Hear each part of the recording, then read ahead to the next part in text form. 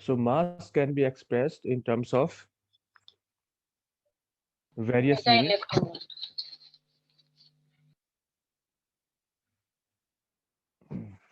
Mass can be expressed in terms of atomic mass unit or kg, or you can say MeV by c square. तो last class में हमने इनमें relation देखा था.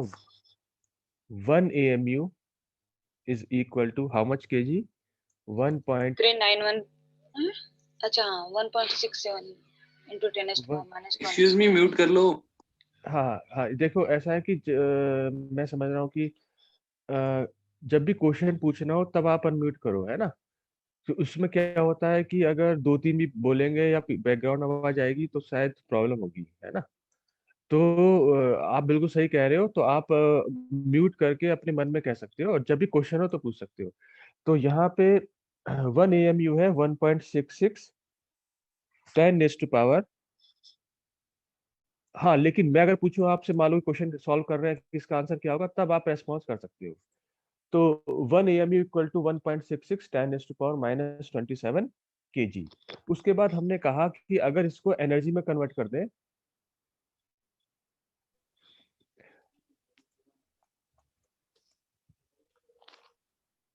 इन energy units,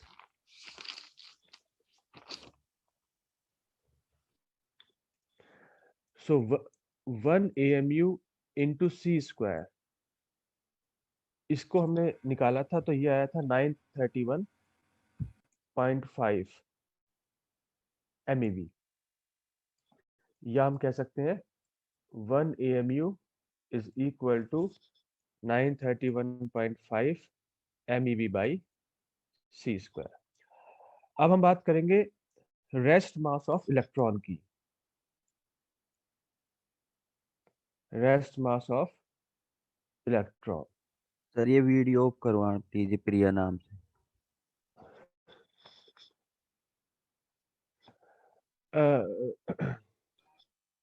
एक minute.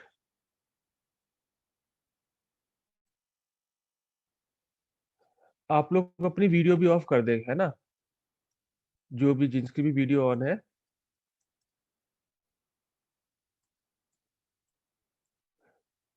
या मेरा सजेशन ये है कि आप लोग स्क्रीन देखें, वीडियो देख ही क्यों रहे हैं, है ना. अब क्या प्रॉब्लम है कि कौन क्या कर रहा है, इतना सारा सब लोग अपने आप कंट्रोल नहीं पॉप अप जाता है बीच स्क्रीन में. अच्छा अच्छा अच्छा. जब किसी भी वीडियो ऑन करता है तब एकदम से आ जाता है बीच में. ठीक है. तो मेरा यहाँ पर रिक्वेस्ट यही है कि आप लोग वीडियो भी ऑफ ही रखें. तो यहाँ पे देखो रेस्ट मास ऑफ इलेक्ट्रॉन. तो हम ये इलेक्ट्रॉन, प्रोटॉन, न्यूट्रॉन का रेस्ट मास इसलिए पढ़ रहे हैं क्योंकि हमें बाइंडिंग एनर्जी में इनकी जरूरत पड़ेगी. तो सबसे पहले rest mass in terms of KG. तो mass of electron is equal to, तो केजी में आपको पता है 9.1 10 to पावर माइनस 31 kg होता है. अब अगर आप इसे एटॉमिक मास यूनिट में कन्वर्ट करें तो इसकी वैल्यू हो जाती है क्योंकि आपको पता है कि केजी और एटॉमिक मास यूनिट में क्या रिलेशन है. तो 9.1 10 to पावर माइनस 31, और इसको डिवाइड कर देंगे 1.66 10 to पावर माइनस 27. तो ये वैल्यू आएगी आपकी एटॉमिक मास यूनिट में. तो इसका आंसर हो जाएगा ME is equal to 0.000548 atomic mass unit. उसके बाद अगर हम बात करें MeV बाई सी स्क्वायर की यूनिट्स में, तो इसको हमें पता है कि 1 MeV इक्वल टू 931.5 है. तो इसी एटॉमिक मास यूनिट में 931.5 की मल्टीप्लाई कर दें, क्योंकि हमें पता है 1 के करस्पॉन्डिंग 931.5 है. तो 0.000548 के करस्पॉन्डिंग 931.5 से मल्टीप्लाई कर दो. तो ये आपका जो आंसर है वो MeV बाई सी स्क्वायर में आ जाएगा. तो ये वैल्यू आएगी, ये भी आपने पढ़ रखा होगा. ये आप पढ़ लोगे, तो क्वांटम में भी इसका यूज होता है बार बार, तो इसका आंसर आएगा 0.511 MeV बाई सी स्क्वायर। अब हम नेक्स्ट स्लाइड पे चल रहे हैं। इसे आप साथ साथ नोट करते रहो, क्योंकि हम इतने फास्ट भी नहीं चल रहे कि आप इसे ना लिख पाओ, क्योंकि अगर मैं नेक्स्ट स्लाइड पे चाहूंगा तो फिर आप कहोगे कि प्रीवियस स्लाइड दिखाना है ना। तो अब हम नेक्स्ट स्लाइड पे चलते हैं। ये गलती से स्लाइड नंबर 30 दिख रही है ना, तो ये लास्ट स्लाइड दिख रही है। तो अब मैं जो यहाँ पे जो पेज नंबर भी लिखे हुए हैं नीचे, तो इसमें जो है जिस जिस पेज नंबर में आपको क्वेश्चन पूछना है वो लास्ट में आप पूछ सकते हैं। तो अब मैं नेक्स्ट स्लाइड पे चल रहा हूँ, तो अब स्लाइड नंबर 2 पे, स्लाइड नंबर 2। तो अब हमें करना है रेस्ट मास ऑफ प्रोटॉन।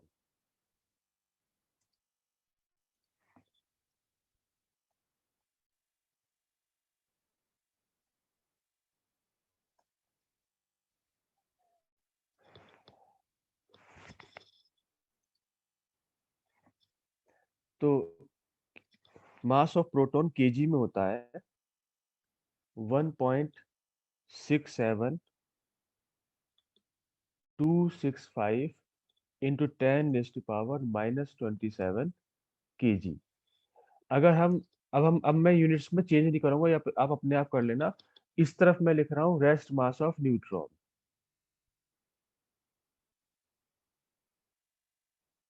तो न्यूट्रॉन का जो मास होता है वो slightly greater than rest mass of proton होता है।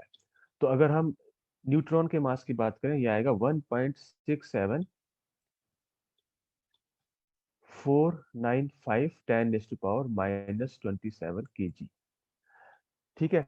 तो आप यहाँ पे देख सकते हो कि जो थर्ड डेसिमल प्लेस है वहां पे जाके आपका चेंज आया है। तो 1.67 तक सेम है, और उसके बाद 672 और 674 ये डिफरेंस है।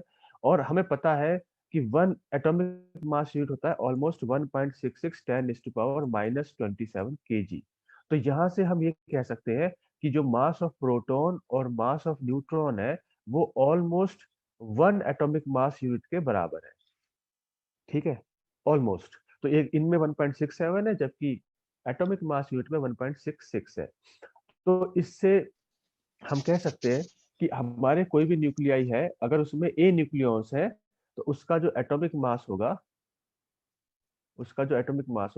वो ऑलमोस्ट मास नंबर के आसपास होगा, almost equal to mass number होगा।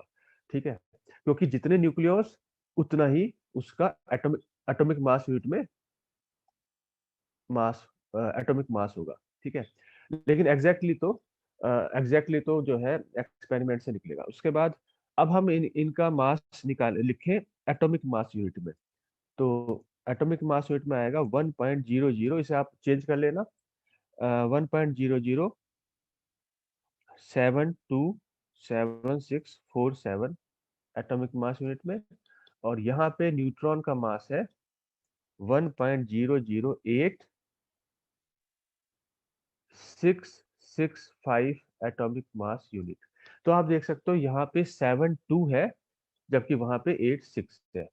और मैं आपको एक चीज बता दूं, मास of proton is almost 1836 times the mass of electron, जबकि मास ऑफ न्यूट्रॉन होता है 1839 times the mass of electron.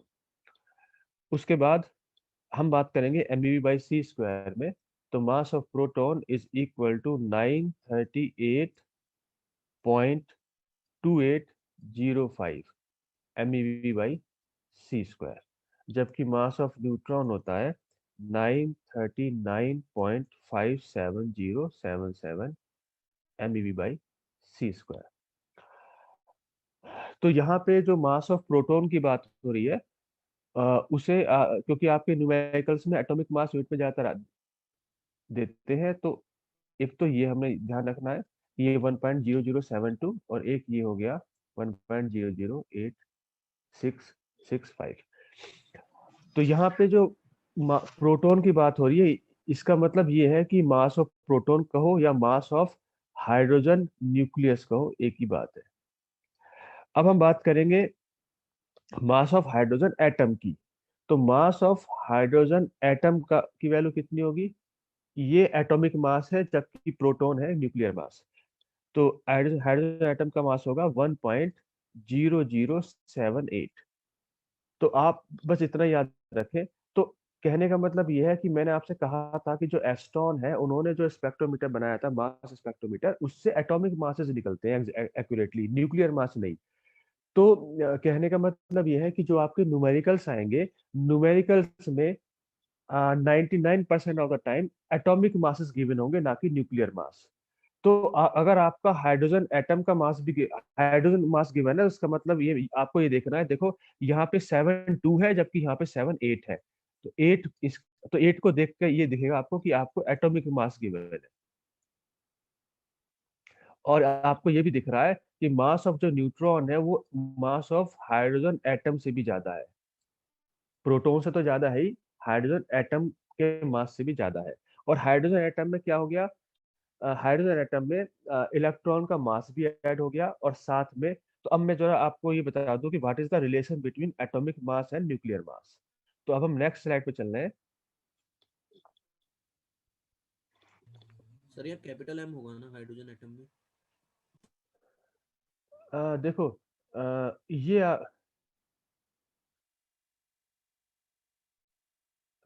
अभी तक सिर्फ एक मिनट, एक क्वेश्चन तो ये आया कि अभी तक कितना पढ़ा दिया, तो अभी अभी सिर्फ इतना ही कराया है। एक तो रेस्ट मास ऑफ इलेक्ट्रॉन, और एक ये नेक्स्ट स्लाइड है प्रोटॉन और न्यूट्रॉन। दूसरा, आपने कहा कि कैपिटल, देखो ये हमारे ऊपर है कि हम कौन सी नोटेशन यूज करें। यहाँ पे मैं नोटेशन एम एच एटम लिख रहा हूँ, या इसकी जगह आप लिख सकते हो कैपिटल एम एच। ये आपकी नोटेशन पे डिपेंड करेगा, ठीक है। अब सर हम बात एक कर, बार लास्ट स्लाइड। इससे इससे पहली स्लाइड, यस सर। एक मिनट, इससे पहली स्लाइड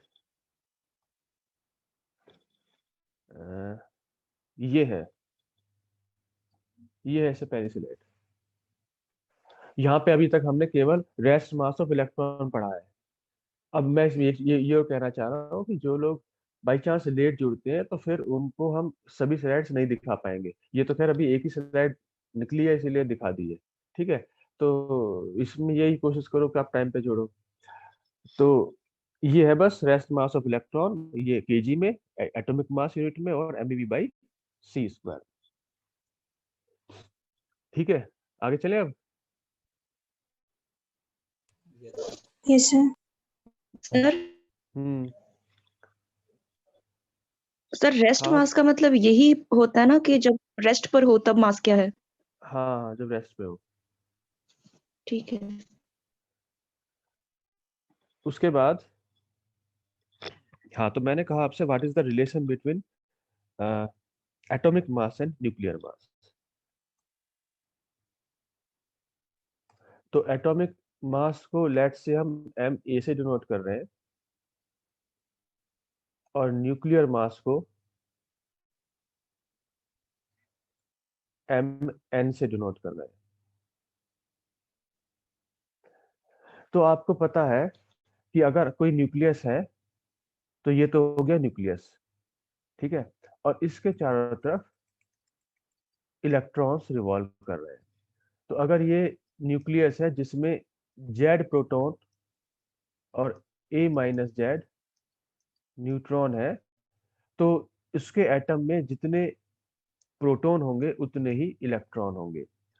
तो हमें तो इसमें ये कहना चाह रहा हूँ मैं कि एटॉमिक मास क्या होना चाहिए?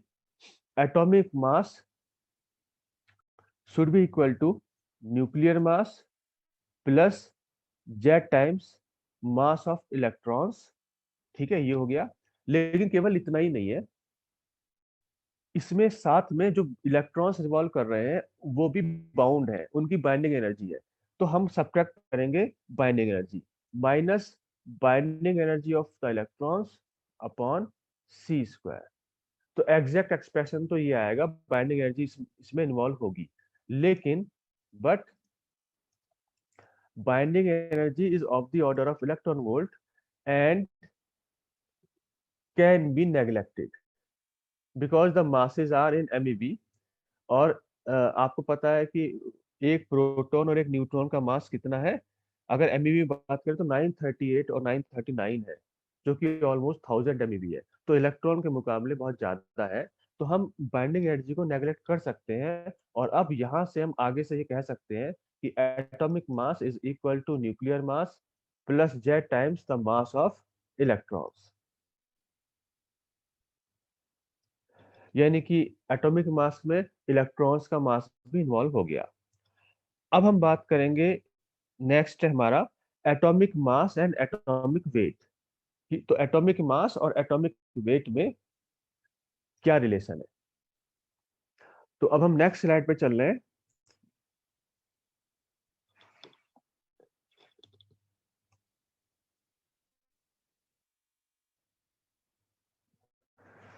आपको मेरी साउंड क्लियर आ रही है सबको? Yes sir. अच्छा अच्छा, कुछ लोग, हाँ ठीक है, कुछ लोगों को नहीं आ रही है, हो सकता है उनकी नेटवर्क प्रॉब्लम हो। Sir sir? जेड पी था, वहां पर पी क्या है? है क्या चीज? पी क्या है? पी का मतलब है जेड प्रोटॉन्स सर और एन का थोड़ा सा एक एन बार वापस समझा देंगे? क्या चीज? ये अभी atomic mass and nuclear mass वाला कंसेप्ट। देखिए सिंपल सी बात है कि आप जो है वेट, आप जो है एक तरह से इसका मास निकाल रहे हैं, ठीक है? तो मास निकाल रहे हैं, तो अगर केवल न्यूक्लियस का मास निकाल रहे हैं तो उसे हम कहेंगे न्यूक्लियर मास। अगर आप एटॉमिक का मास, पूरे एटम का मास निकाल रहे हैं, तो उसमें एटम में इलेक्ट्रॉन्स भी इन्वॉल्व हो गए। तो हमने एटॉमिक मास को निकालने के लिए न्यूक्लियर मास में मास ऑफ द इलेक्ट्रॉन्स को ऐड कर दिया। तो Me का मतलब मास ऑफ वन इलेक्ट्रॉन, और उसमें जेड की मल्टीप्लाई कर दी, क्योंकि आपके एटम में जेड इलेक्ट्रॉन्स होते हैं जितने उसमें प्रोटॉन होते हैं। लेकिन इतना ही फॉर्मूला नहीं है, साथ में बाइंडिंग एनर्जी भी इन्वॉल्व होती है। इसको मैं थोड़ा सा आपको बताऊं। मान लो ये अभी इसकी जगह हाइड्रोजन एटम समझाऊंगा आपको। हाइड्रोजन एटम, तो हाइड्रोजन एटम में होता क्या है, एक प्रोटॉन होता है और उसके चारों तरफ इलेक्ट्रॉन होता है। तो इसका जो हाइड्रोजन का जो एटॉमिक मास होगा, MH एटॉमिक मास, वो किसके बराबर होगा? एक तो मास ऑफ प्रोटॉन के बराबर, एक मास ऑफ इलेक्ट्रॉन के बराबर। लेकिन इलेक्ट्रॉन भी बाउंड है, और इलेक्ट्रॉन, और इस इलेक्ट्रॉन की जो बाइंडिंग एनर्जी होगी, इसकी एनर्जी होती है -13.6 इलेक्ट्रॉन वोल्ट। तो इसकी जो बाइंडिंग एनर्जी होगी वो इतनी पॉजिटिव होगी इसे अनबाउंड करने के लिए, इसे आयनाइज करने के लिए। तो यहाँ पे minus binding energy by C² भी आएगा, ठीक है? तो ये शायद तब समझ में आया आपको जब हम बाइंडिंग एनर्जी पढ़ लेंगे। बाइंडिंग एनर्जी में क्या होता है, mass defect into C²।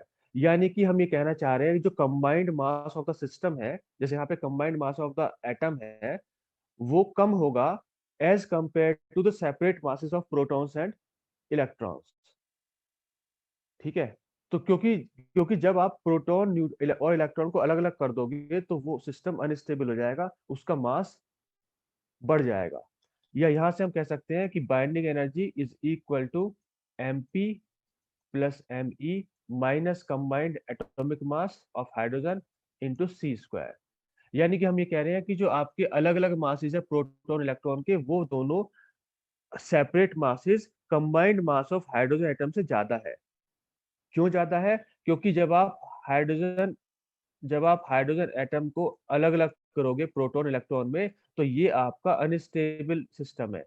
Unstable system का मतलब उसकी एनर्जी ज्यादा है। अगर एनर्जी ज्यादा है उसका मतलब उसका मास ज्यादा है, ठीक है? और जबकि ये स्टेबल है as compare to separate proton and neutron, इसका मतलब इनकी एनर्जी कम है और इसका एनर्जी कम है और इसका मास कम है। तो हम ये कहना चाह रहे हैं कि बाइंडिंग एनर्जी कंसेप्ट क्या आया, mass defect into C²। What is mass defect? Mass defect का मतलब जब आप प्रोटॉन इलेक्ट्रॉन, जब आपने सिस्टम में सभी पार्टिकल्स को अलग अलग कर दिया, तो उनका जो अलग अलग मास होगा, सेपरेट मासेस, वो सिस्टम अनस्टेबल है, वो मास ज्यादा होगा as compare to the combined mass of the system which in this case is hydrogen atom. तो यहाँ से बाइंडिंग एनर्जी आया। इसी तरह से हम ये कह रहे हैं कि जब आप अलग अलग मास इलेक्ट्रॉन का और पूरे न्यूक्लियस का मास ऐड करोगे तो वो अलग अलग masses combined mass of the atom से ज्यादा होंगे। तो इस डिफरेंस को कहेंगे मास डिफेक्ट, उसमें सी स्क्वायर मल्टीप्लाई कर दो तो वो होगी बाइंडिंग एनर्जी।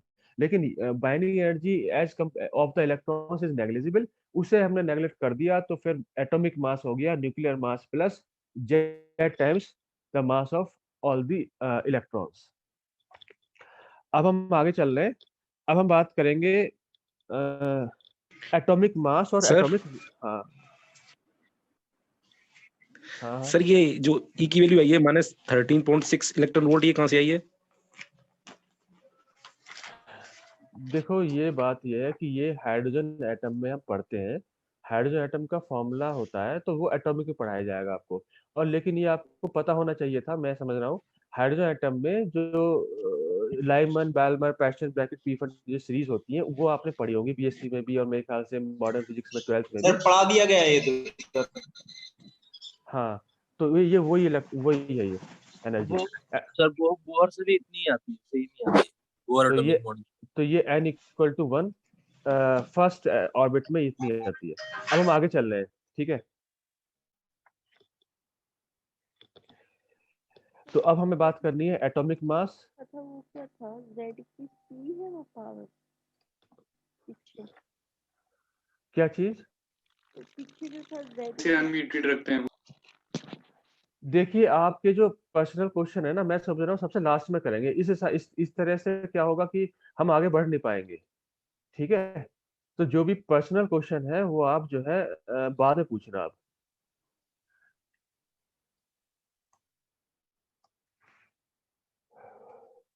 सर आप तो सबको एटॉमिक म्यूट कर दीजिए, आप सबको म्यूट कर दीजिए, बाद में आप ओपन करना। ये बात भी ठीक कह रहे हैं। मैं अब जो है म्यूट कर रहा हूँ, और अब आप अनम्यूट हो नहीं पाएंगे जब तक मैं अलाउ ना करूँ, ठीक है। तो atomic mass and atomic weight.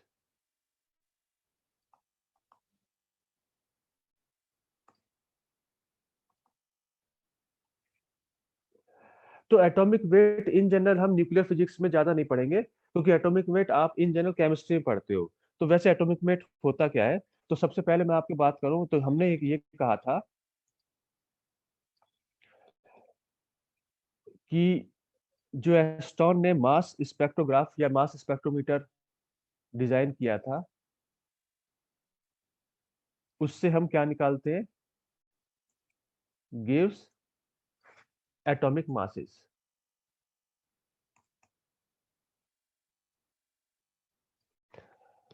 उसके बाद हमने कहा कि atomic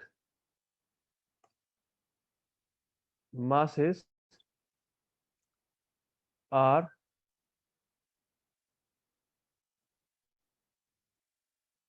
approximately equal to their mass numbers। वो ऐसा क्यों है? ऐसा इसलिए है कि अगर मान लो आपके पास ए न्यूक्लियॉन्स है, तो मैंने अभी बताया था कि हर एक प्रोटॉन न्यूट्रॉन का जो मास है वो ऑलमोस्ट 1 AMU है। तो इसीलिए इसमें इसका जो एटॉमिक मास होगा एक्स का, उसमें AMU हो जाएगा, ऑलमोस्ट एटॉमिक मास, ऑलमोस्ट मास नंबर के बराबर, ठीक है। जैसे मान लो हाइड्रोजन H1 है, तो उसका एटॉमिक मास होगा 1.00 समथिंग, अभी हमने लिखा भी था 1.0078, तो ऑलमोस्ट 1 के आसपास। लेकिन अब हम बात करेंगे कि हर एक एलिमेंट में वेरियस आइसोटोप्स होते हैं।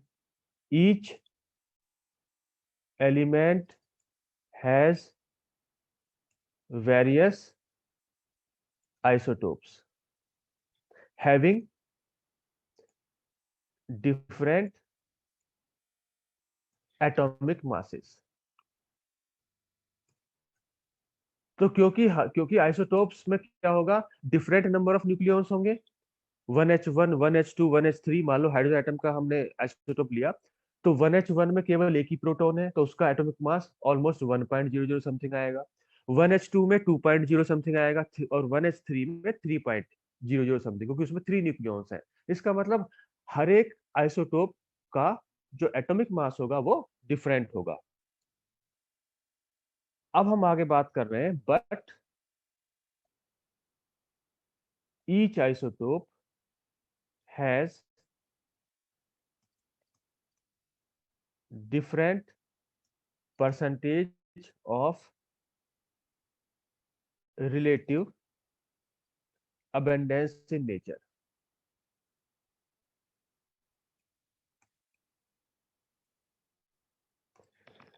ठीक है, तो रिलेटिव अबंडेंस की बात करें तो यहाँ पे हम बात करेंगे हाइड्रोजन एटम की। Relative abundance of hydrogen isotopes in percentage. तो रिलेटिव अबंडेंस का मतलब ये है कि आपका जो हाइड्रोजन नेचर में, मान लो वाटर में है H2O में, ठीक है, या कहीं और है जिसमें भी H इन्वॉल्व है, तो उन सबको हम, तो उसमें ऐसा हो सकता है कि आपका H1 आपका हो सकता है H1O2 हो, आपका H2O2 हो, आपका H3O2 हो। तो H2O2 को हम कहते हैं हैवी वाटर D2O। तो हम ये कहना चाह रहे हैं कि नेचर में हाइड्रोजन के जो आइसोटोप्स हैं उसका रिलेटिव अबंडेंस कितनी है। तो यहाँ पे हम लिख रहे हैं सिंबल, उसके बाद यहाँ पे हम लिखेंगे इनके एटॉमिक मास, यहाँ पे हम लिखेंगे रिलेटिव अबंडेंस इन परसेंटेज, और लास्ट में we will write atomic wait.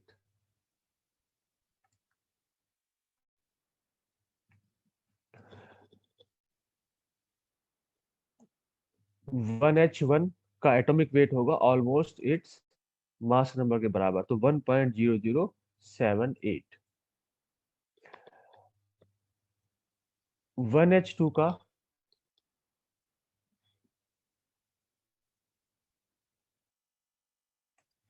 मैं अभी रिलेटिव अबंडेंस पे आ रहा हूँ, ठीक है। 1H2 का होगा 2.014, क्योंकि इसमें 2 न्यूक्लियॉन्स है तो ऑलमोस्ट 2 एटॉमिक मास यूनिट आपका मास होगा। और 1H3 में होगा 3.016, क्योंकि इसमें 3 न्यूक्लियॉन्स है तो उनका एटॉमिक मास ऑलमोस्ट 3 AMU के आसपास होगा। अब रिलेटिव अबंडेंस क्या है कि नेचर में जो 1H1 वाला जो आइसोटोप है वो सबसे ज्यादा है, और वो कितना है, 99.98% आपको नेचर में 1H1 मिलेगा। और जो दूसरा आइसोटोप्स है वो बहुत कम मिलेंगे, 0.0026 टू 0.0184%। तो इतना कम परसेंटेज आपका 1H2 का मिलेगा। और अगर बात करें 1H3 की, तो वेरी स्मॉल ट्रेसेस, ये सबसे कम है, ठीक है। तो अब क्वेश्चन ये है कि what is the value of atomic weight. तो एटॉमिक वेट कैसे निकालते हैं? एटॉमिक वेट सभी किसी भी एलिमेंट का, सभी आइसोटोप्स का एवरेज कर देते हैं, वेटेड एवरेज। तो what is atomic wait?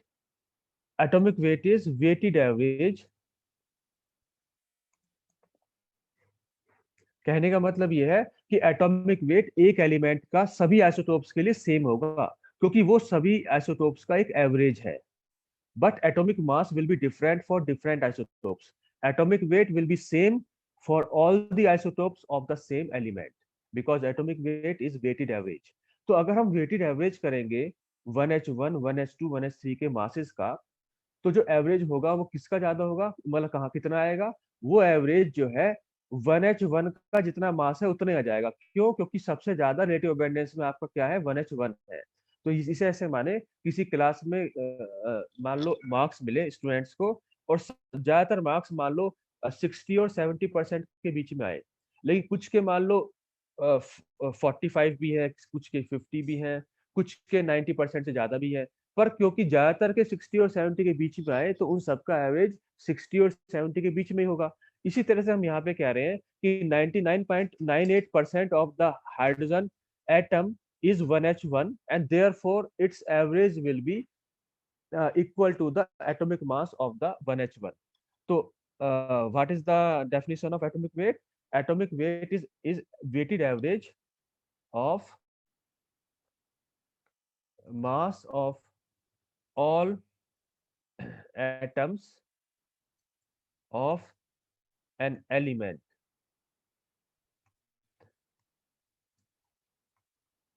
in accordance to their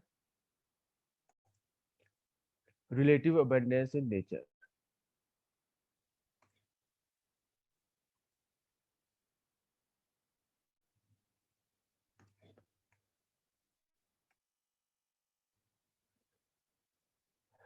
तो हाइड्रोजन का एटॉमिक वेट कितना होगा? वो होगा 1.00780 होगा, सेम फॉर ऑल आइसोटोप्स।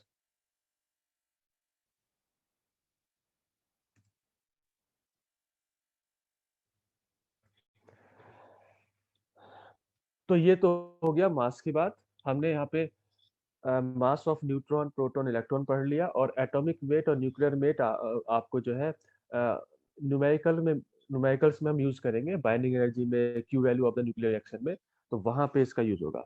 और हमें एटॉमिक वेट्स सभी एलिमेंट्स के याद नहीं करने हैं। हाइड्रोजन का तो हमें याद हो गया 1.0078, पर बाकी सबके न्यूमेरिकल में देंगे। अब हम आगे बढ़ रहे हैं, तो नेक्स्ट प्रॉपर्टी जो है वो हमारी है न्यूक्लियर साइज।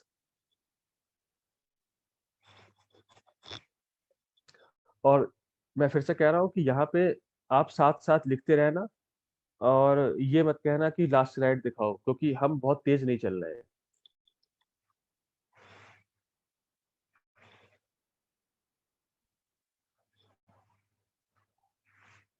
तो नेक्स्ट स्लाइड अब है न्यूक्लियर साइज।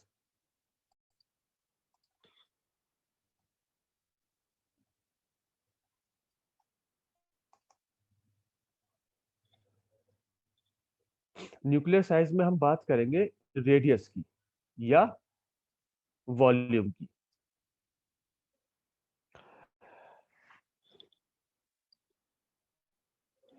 तो ये हमें पता है कि जो न्यूक्लियर साइज है वो बहुत स्मॉल होता है।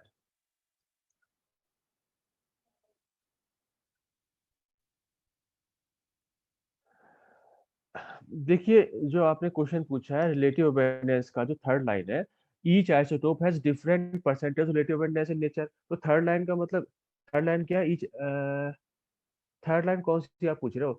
एक तो ये थर्ड लाइन की each element has various isotopes having different atomic mass. तो एटॉमिक मास डिफरेंट इसलिए होंगे क्योंकि उसमें नंबर ऑफ न्यूक्लियॉन्स डिफरेंट है, number of neutron proton different है।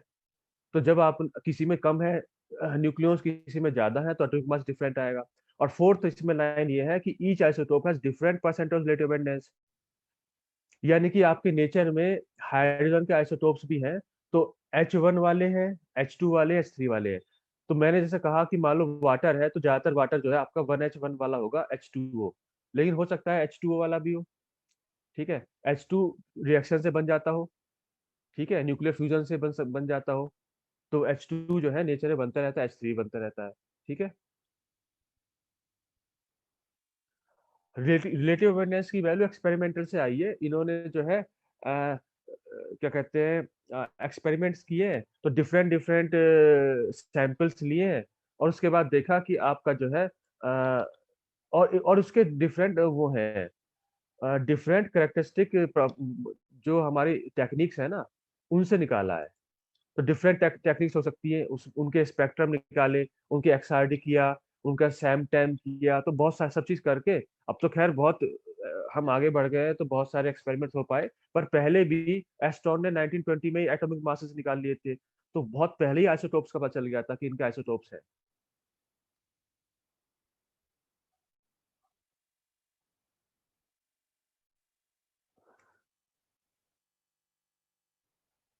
आपको अब इसमें आप ये कह रहे हो कि हम फास्ट चल रहे हैं, ठीक है, तो मुझे लगता है कि हम फास्ट शायद नहीं चल रहे हैं, लेकिन आपको लग रहा है तो हम स्लो कर सकते हैं। तो आगे चलते हैं नेक्स्ट स्लाइड पे। तो अब हमें बात करनी है न्यूक्लियर साइज की।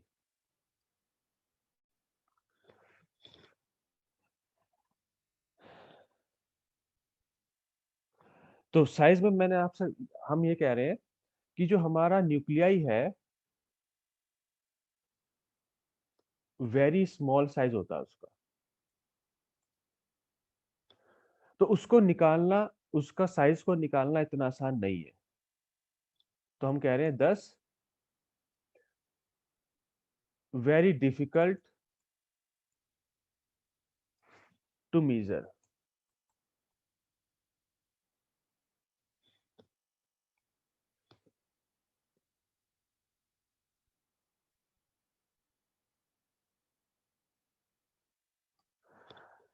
ठीक है, तो अब हम कैसे करेंगे इन्हें मेजर? तो उसके लिए वेरियस एक्सपेरिमेंट्स किए गए, और खास तौर से स्कैटरिंग एक्सपेरिमेंट्स। वेरियस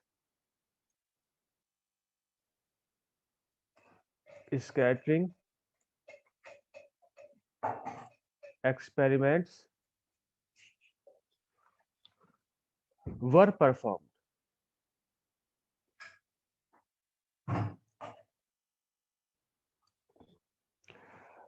तो हमारे हमारे पास मान लो कोई ये न्यूक्लियस है,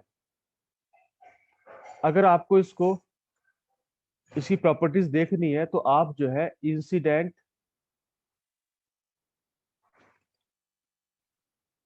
प्रोबिंग पार्टिकल, आप प्रोबिंग पार्टिकल को इंसिडेंट करोगे। ठीक है, तो जो प्रोबिंग पार्टिकल होगा उसमें कुछ डी ब्रोगली वेवलेंथ होगी। तो जब आपको प्रोब करना है तो जो इंसिडेंट पार्टिकल हो सकता है वो आपका इलेक्ट्रॉन हो सकता है, electron, proton, neutron, photon, etcetera. तो डिफरेंट जो type of particles different size को प्रोब करेंगे। क्यों? क्योंकि उनकी डी ब्रोगली वेवलेंथ डिफरेंट होगी। और हमें पता है कि अगर आपको स्टडी करनी है किसी पर्टिकुलर सैंपल की, तो de Broglie wavelength of the probing particle of the incident particle should be of the order of the size of the nucleus या size of the object to be studied. तो हम यहाँ पे लिख रहे हैं the de Broglie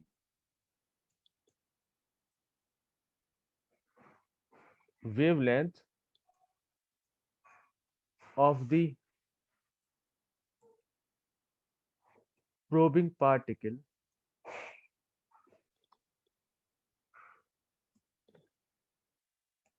must be of the order of the object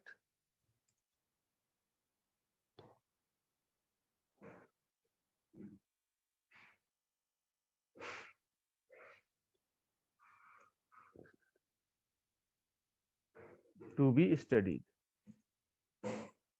तो यहाँ पे हमारा न्यूक्लियस है। तो इस तरह से हम डिफरेंट एक्सपेरिमेंट्स करते हैं। तो अब हमें ये पता है कि इनका ऑर्डर कितना होता है।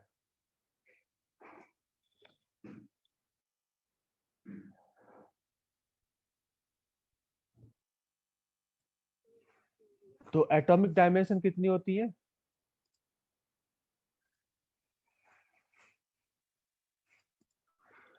एटॉमिक डायमेंशंस होती है of the order of 10⁻⁻10 metres, जबकि न्यूक्लियस एटॉमिक साइज से स्मॉल होता है। तो न्यूक्लियर डायमेंशंस होती है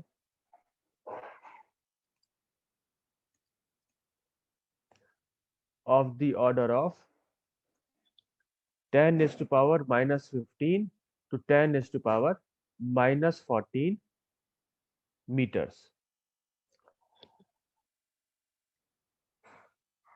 यानी कि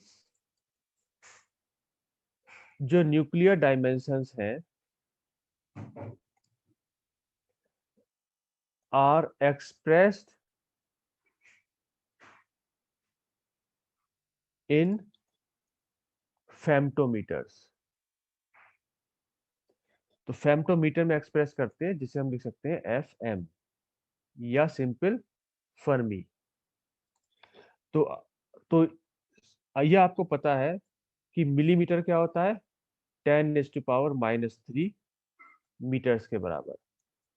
माइक्रोमीटर होता है 10⁻⁻6 मीटर के बराबर।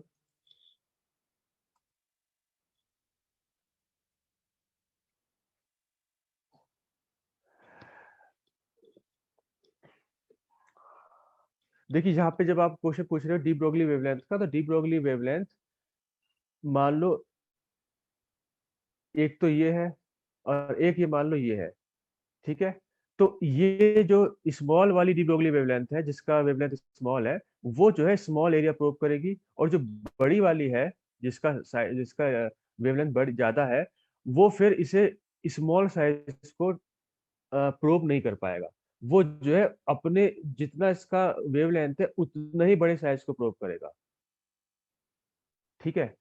तो हमें जो है डिफरेंट, और हम जो है डिफरेंट एंगल्स पे डिफरेंट साइजेस के डिफरेंट पार्टिकल्स को इंसिडेंट करके वेरियस टाइप ऑफ एक्सपेरिमेंट्स करेंगे, तब जाके हम जो है इसी तरह से सॉलिड स्टेट में जब आप पढ़ोगे तो आप देखोगे कि एक्सरे डिफ्रैक्शन जब आप पढ़ते हो तो वहां भी हम ये बात करते हैं कि एक्सरे डिफ्रैक्शन आप सभी रेज से नहीं कर सकते। एक्सरे डिफ्रैक्शन को करने के लिए एक्सरेज ज्यादा सुटेबल है, क्योंकि एक्सरेज की जो वेवलेंथ होती है वो एंगस्ट्रॉम के ऑर्डर की होती है, और जो आपका इंटरप्लेनर स्पेसिंग होती है वो भी एंगस्ट्रॉम की होती है, तो उससे जो ज्यादा सुटेबल वो एक्सरेज होती है।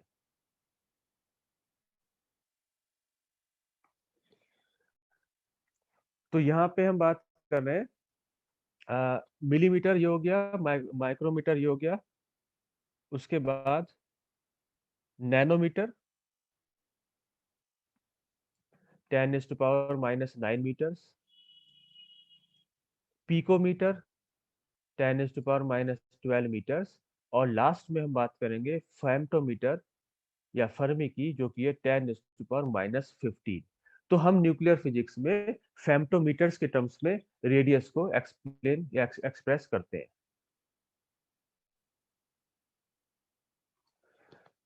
ठीक है। तो अब हम बात करेंगे न्यूक्लियर रेडियस की, तो इसे आप लिख लो, हम आगे चलते हैं।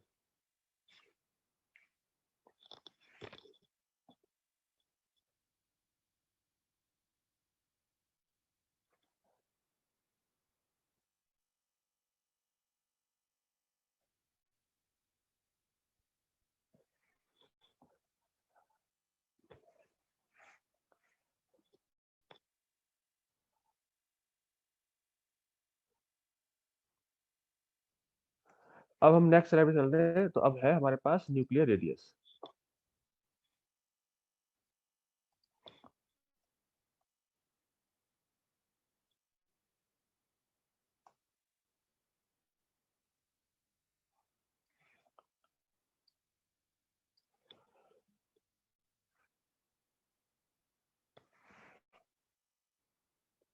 तो यहाँ पे since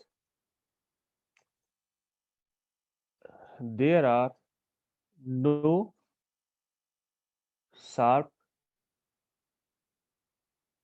boundaries for the nucleus,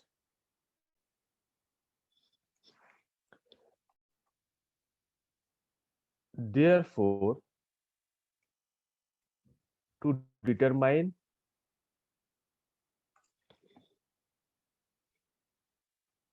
the radius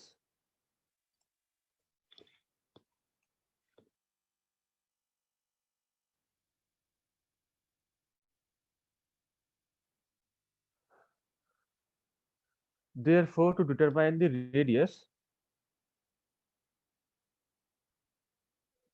we define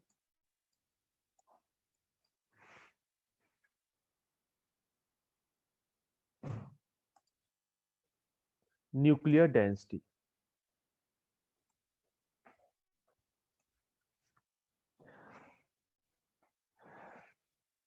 तो हमारे पास मान लो ये न्यूक्लियस है जिसमें न्यूक्लियॉन्स है, न्यूक्लियॉन्स का मतलब न्यूट्रॉन्स एंड प्रोटॉन्स, ठीक है। तो इसकी साफ बाउंड्री नहीं है, इस तरह से ये डिस्ट्रीब्यूटेड है, और हमारा जो न्यूक्लियस है उसका रेडियस मान लो हमने r माना।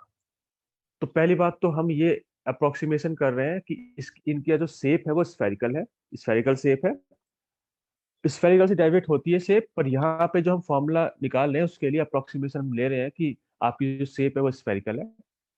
और दूसरी बात, एक्सपेरिमेंटली ये देखा गया कि जो न्यूक्लियर डेंसिटी है वो ऑलमोस्ट कांस्टेंट है। ठीक है, तो इसमें near the surface of the radius decrease होती है, but to drive the formula हम यहाँ पे अप्रोक्सीमेशन ले रहे हैं कि एक तो हमारे जो शेप है वो स्फेरिकल है, और दूसरा हम ये कह रहे हैं कि experimentally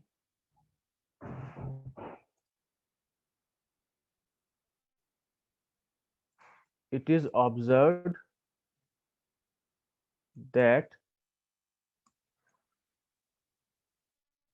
nuclear density is almost constant.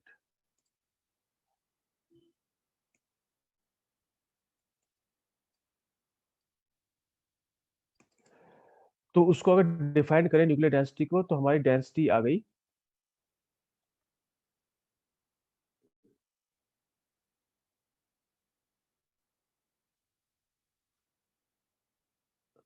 एक तो हम कह सकते हैं वेरी हाई जो कि कांस्टेंट है, if r is less than capital R।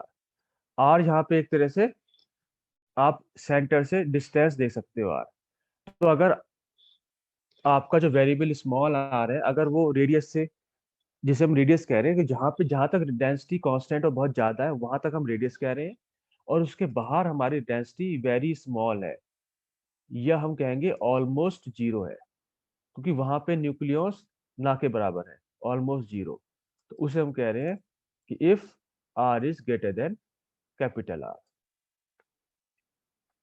तो हम जो फॉर्मूला कैसे ड्राइव करेंगे, तो हमने कहा कि डेंसिटी कांस्टेंट है, तो यहाँ पे डेंसिटी की बात करें, वैसे तो डेंसिटी आपकी charge density, mass density, number density सभी कांस्टेंट होता है, पर यहाँ पे हम बात कर रहे हैं मास डेंसिटी की। तो मास डेंसिटी हमारी कांस्टेंट है, तो हम ये कहेंगे कि मास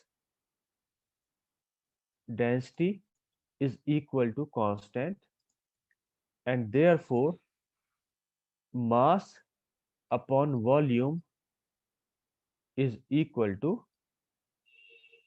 कांस्टेंट। तो मास अपॉन वॉल्यूम कांस्टेंट हो गया। तो अब हम नेक्स्ट स्लाइड पे चल रहे हैं, और अब हम फॉर्मूला ड्राइव करेंगे r equal to R naught A raise to power 1/3 वाला। Small r is a variable जो कि distance from centre of the nuclei है। Small r is distance from centre of nucleus, and capital R is radius.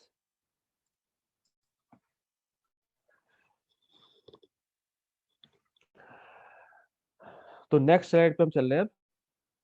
तो यहां से हमने कहा कि mass upon volume is constant, and therefore volume is proportional to mass. और ये किसका वॉल्यूम, किसका मास है? ये न्यूक्लियस का।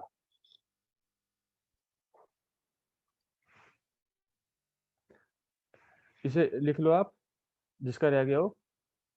तो ये न्यूक्लियर मास है, और ये वॉल्यूम ऑफ द न्यूक्लियस है।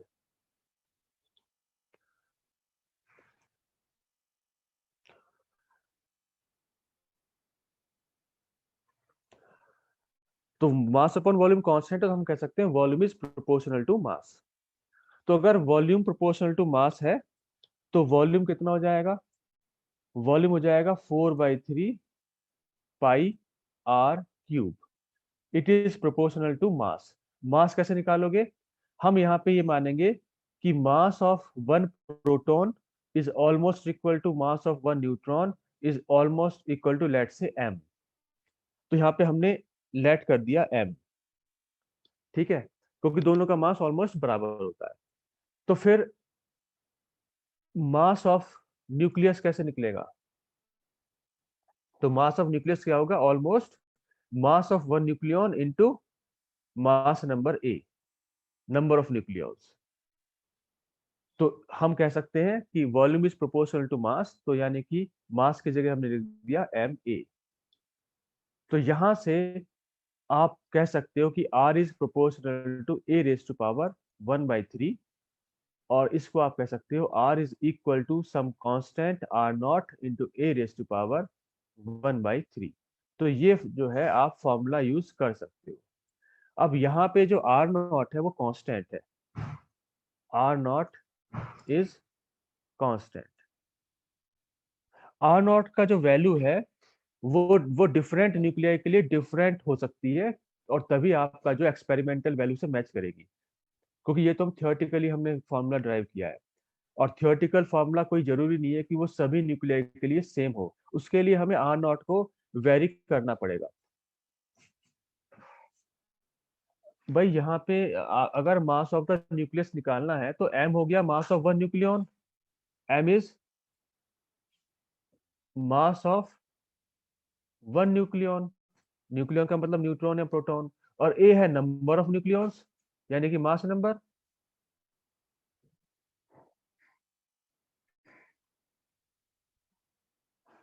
तो यहां से आप टोटल, यानी कि आपके पूरे न्यूक्लियस में मान लो a न्यूक्लियॉन्स हैं, तो अगर एक का पता है तो उसकी मल्टीप्लाई कर दो, मास ऑफ वन न्यूक्लियन की मल्टीप्लाई कर दो नंबर ऑफ न्यूक्लियॉन्स में, तो ऑलमोस्ट आपको मास ऑफ द न्यूक्लियस मिल जाएगा।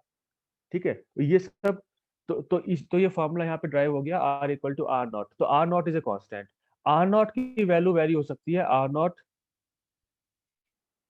की जो वैल्यू होगी वो हो सकती है 1.1 फेम्टोमीटर या फर्मी से लेके 1.5 फेम्टोमीटर तक। ठीक है, अब क्वेश्चन ये है कि अगर न्यूमेरिकल की बात करें, फॉर न्यूमेरिकल अगर आपको मान लो इसकी वैल्यू चाहिए R0 की और आपको नहीं दे रखी है, तो for numerical use R0 is equal to 1.2 femtometre. तो न्यूमेरिकल में आप 1.2 फेम्टोमीटर यूज कर लेना अगर आपको जरूरत पड़ रही है, और नहीं तो क्या करना है कि या तो उसने दे रखा होगा, मान लो उसने 1.3 कर दिया तो आपको फिर 1.3 यूज करना है। ठीक है, तो अब हम क्वेश्चन देखते हैं। ठीक है, तो मान लो हमें जो है रेडियस ऑफ, मान लो रेडियस ऑफ हाइड्रोजन न्यूक्लियस निकालना है, तो कितना हो जाएगा? तो आप जो है R0 का फॉर्मूला अगर 1.2 फॉर्म में यूज करो, हाँ हाँ चलो मैं इसे भी लिख देता हूँ। अगर आप इसमें आप न्यूक्लियन का मतलब क्या होता है, न्यूक्लियन का मतलब जो न्यूक्लियस के इनसाइड रिसाइड करते हैं, न्यूक्लियस का मतलब न्यूट्रॉन्स एंड प्रोटॉन्स। तो न्यूट्रॉन्स एंड प्रोटॉन्स को हम एक साथ कह रहे हैं न्यूक्लियॉन्स।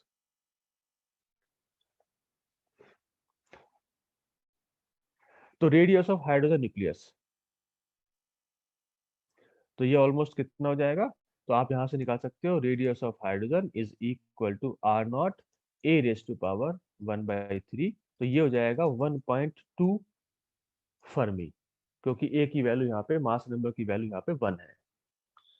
ठीक है, तो आप इस तरह से किसी भी न्यूक्लियाई के लिए रेडियस निकाल सकते हो। जितना हैवियर, जितना लार्जर आपका न्यूक्लियाई होगा उतना ही ज्यादा आपका रेडियस हो जाएगा।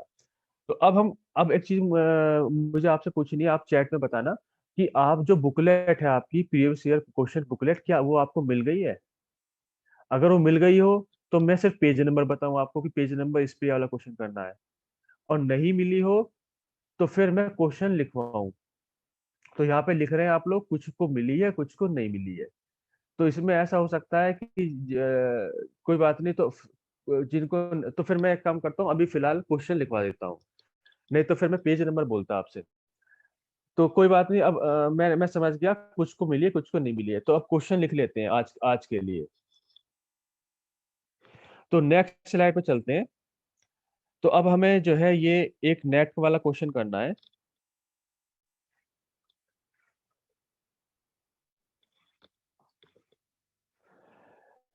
तो आप ये क्वेश्चन लिख लो।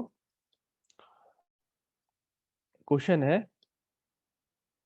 The radius of A copper 6429 nucleus is measured to be 4.8 10⁻⁻13 centimetre. तो आपसे पूछा है the radius of A Mg2712 nucleus can be estimated to be। इसके ऑप्शंस हैं 2.86 10⁻⁻13 सेंटीमीटर, 2.86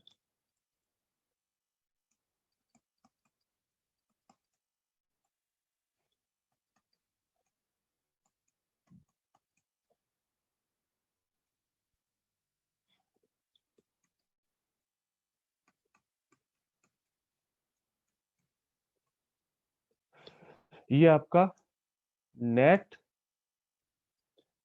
जून 2011 का क्वेश्चन।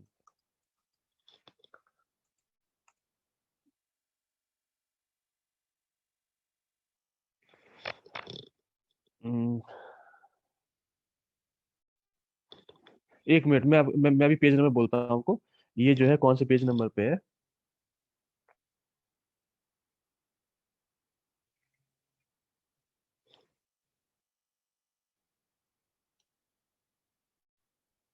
ये है पेज नंबर, जिनके पास बुकलेट है उनके लिए ये है पेज नंबर 17, क्वेश्चन नंबर 1, इसका ए पार्ट। बी पार्ट हम बाद में करेंगे, इसका ए पार्ट।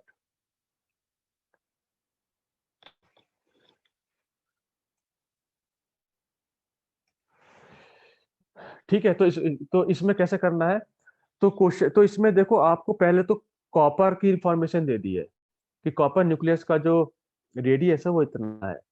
तो क्वेश्चन ये है कि अगर कॉपर का की इंफॉर्मेशन नहीं देते तो भी तो आप Mg का न्यूक्लियस निकाल लेते, लेकिन कॉपर की इंफॉर्मेशन क्यों दी है, तो अगर आपको रेडियस ऑफ Mg निकालना है तो भी आप निकाल लेते R0 और 27 की पावर 1/3, और यहाँ पे R0 की वैल्यू आप 1.2 फर्मी रख देते। लेकिन उन्होंने पहली इंफॉर्मेशन इसलिए दी है क्योंकि वो ये चाह रहे हैं कि जो R0 की वैल्यू जो आपने याद कर रखी है 1.2 फर्मी, आप उसे ना यूज करें। आप R0 की वैल्यू जो कांस्टेंट की वैल्यू है वो फर्स्ट इंफॉर्मेशन से निकालें और सेकंड में रखें। तो इसलिए जो R कॉपर है वो हो जाएगा R0 64⁻⁻3। और अब जो है आप R0 की वैल्यू कॉपर वाले से निकाल के फर्स्ट में रख दें, या दोनों को डिवाइड कर दें, R0 कैंसिल हो जाएगा। तो अगर हम दोनों को डिवाइड करें तो आपके पास आ जाएगा Rmg over R copper is equal to 27/64। या हम कह सकते हैं Rmg is equal to R copper into 3/4, और R कॉपर की वैल्यू है 4.8 10⁻⁻13 इंटू 3/4। तो यहाँ से आप जो है निकाल सकते हो, ये हो गया 1.2, तो यह जाएगा 3.6 10⁻⁻13 सेंटीमीटर। ठीक है, तो ये आंसर हो गया। अब हम नेक्स्ट क्वेश्चन पे चलते हैं।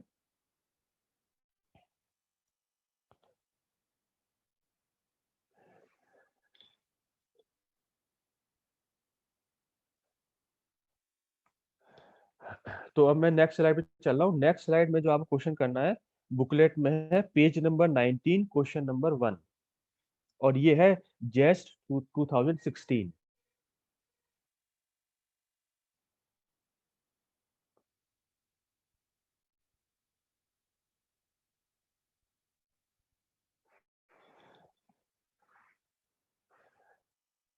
Page 19 question number 1 जेस्ट 2016।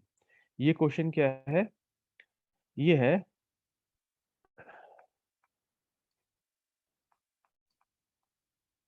The stable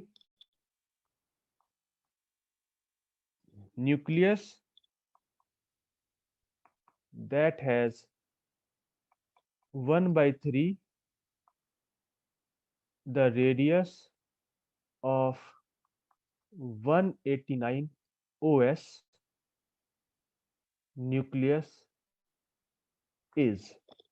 options हैं lithium 7, oxygen 16, He4 and nitrogen 40। इसका आंसर बताओ क्या आएगा। आपसे कहा है कि ऐसा न्यूक्लियस निकालो जिसका रेडियस OS 189 का 1/3 टाइम्स हो।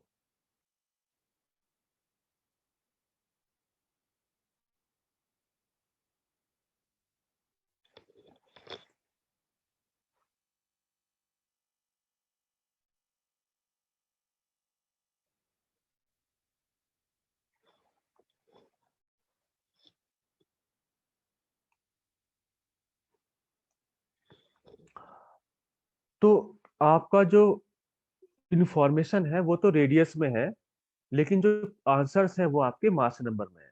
तो और रेडियस और मास नंबर का रिलेशन आपको पता है। तो यहाँ पे हम ये कह रहे हैं कि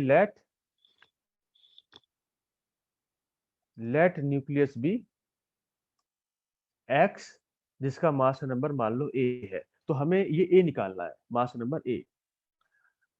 और हमें दे रखा है कि radius of this nuclei is 1/3 times the radius of OS 189। तो यहां से आप रेडियस ऑफ X निकालोगे, वो होगा R0 इंटू इसका मास नंबर की पावर 1/3, और ये है 1/3 इंटू ROS की वैल्यू है R0 इंटू इसका मास नंबर 189 इसकी पावर 1/3। अब आपको क्या निकालना है, यहाँ से R0 से R0 कैंसिल हो गया, आपको निकालना है मास नंबर A जो कि X न्यूक्लियाई का है। तो इसको जो है इसका क्या करो, होल क्यूब कर दो, दोनों तरफ होल क्यूब कर दो, तो आपका 1/3 जो पावर है वो हट जाएगी।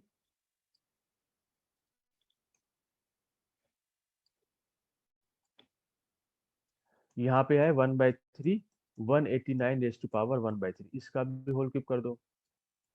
तो जब क्यूब करेंगे तो आपका यहाँ पे तो बचेगा A, और यहाँ पे है 1/3 का क्यूब, और यहाँ बचेगा 189। तो ये हो जाएगा 189/27। इसे जब आप सॉल्व करोगे तो इसका आंसर 7 आ जाएगा। इसीलिए इसका आंसर हो गया लिथियम 7A। ठीक है, तो आप लोगों ने जिन्होंने भी आंसर लिखा है चैट में वो सबका सही है।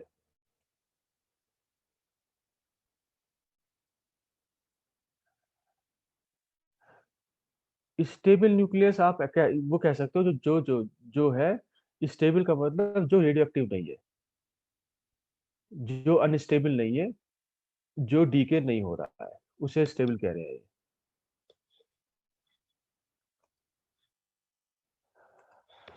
अब हम नेक्स्ट क्वेश्चन पे चलते हैं।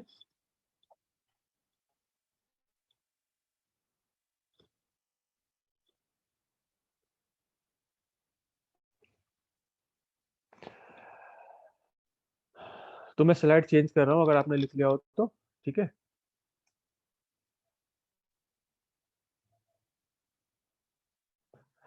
स्टेबल न्यूक्लियस, मैं फिर से कह रहा हूं, स्टेबल न्यूक्लियस वो है जो रेडियो एक्टिव नहीं है, जो अनस्टेबल नहीं है, जो डीके नहीं हो रहा है, उसे स्टेबल कह रहे हैं। बस ये स्टेबल का मतलब यहाँ पे ऐसा नहीं है कि वो मूव नहीं कर रहा है, ऐसा कुछ नहीं है यहाँ पे। अब जो है नेक्स्ट क्वेश्चन हम कर रहे हैं नेक्स्ट स्लाइड पे, वो है आपका पेज नंबर 16 और क्वेश्चन नंबर 6, और यह है gate 2008।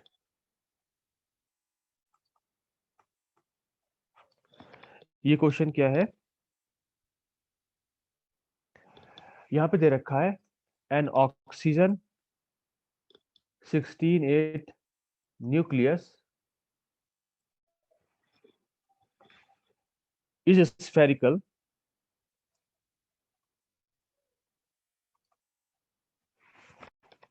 and has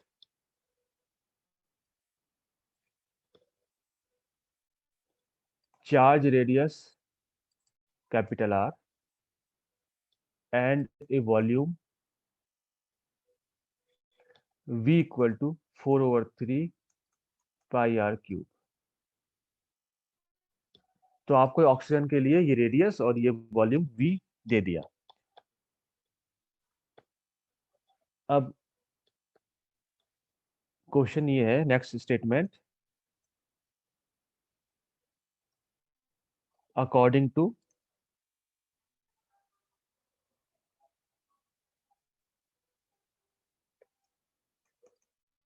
empirical observations. Empirical का मतलब जो एक्सपेरिमेंटल ऑब्जर्वेशन है, जो एक्सपेरिमेंट से आई है, उसे हम कहेंगे एम्पेरिकल। और सेमी एम्पेरिकल अगर कह देते हैं तो सेमी का मतलब उसमें एजम्पशंस भी इन्वॉल्व करती है।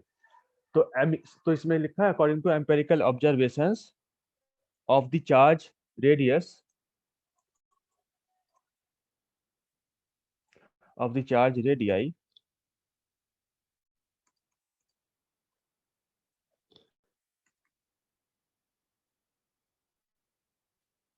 the volume of the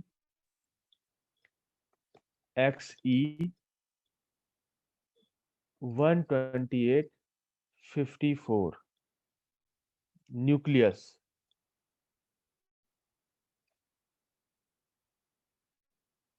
assumed to be spherical is। तो इसका आपको वॉल्यूम निकालना है XE 128 का। इसके ऑप्शंस हैं 8V,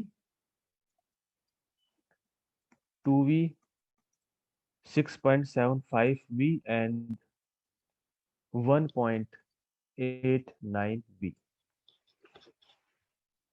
तो अगर ऑक्सीजन का वॉल्यूम कैपिटल V है तो XE 128 का वॉल्यूम कितना होगा, और दोनों को ही स्फेरिकल अज्यूम किया है, दोनों का वॉल्यूम जो है 4/3 पाई आर क्यूब है।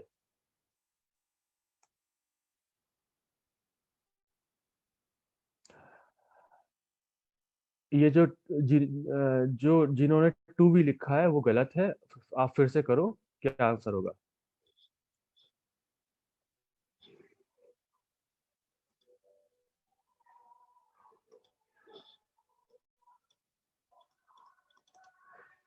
तो यहाँ पे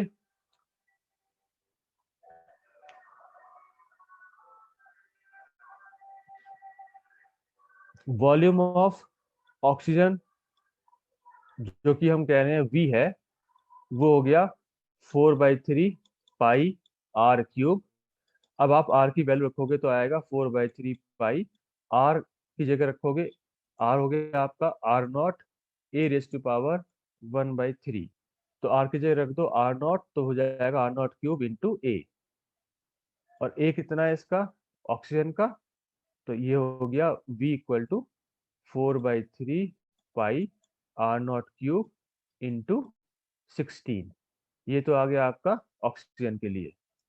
सिमिलरली हम बात करेंगे VXE की, तो VXE भी हो गया 4/3 पाई RXE क्यूब यहाँ पे, ठीक है।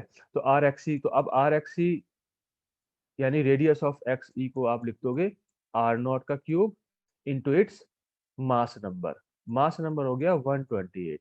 ये हो गया आपकी इक्वेशन नंबर 2। दोनों को आप डिवाइड कर दो तो ये हो जाएगा VXE by V oxygen is equal to, ये हो जाएगा 4/3 पाई R0 क्यूब इंटू 16, और ये हो जाएगा V/3 पाई R0 क्यूब इंटू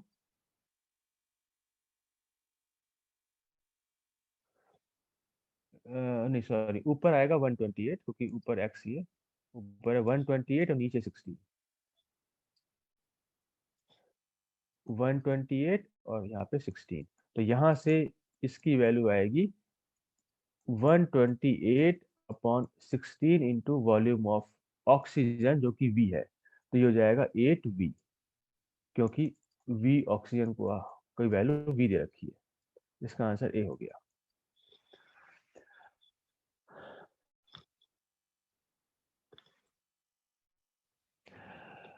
तो ये हो गई हमारी रेडियस। अब हम बात करेंगे डेंसिटी की, न्यूक्लियर डेंसिटी।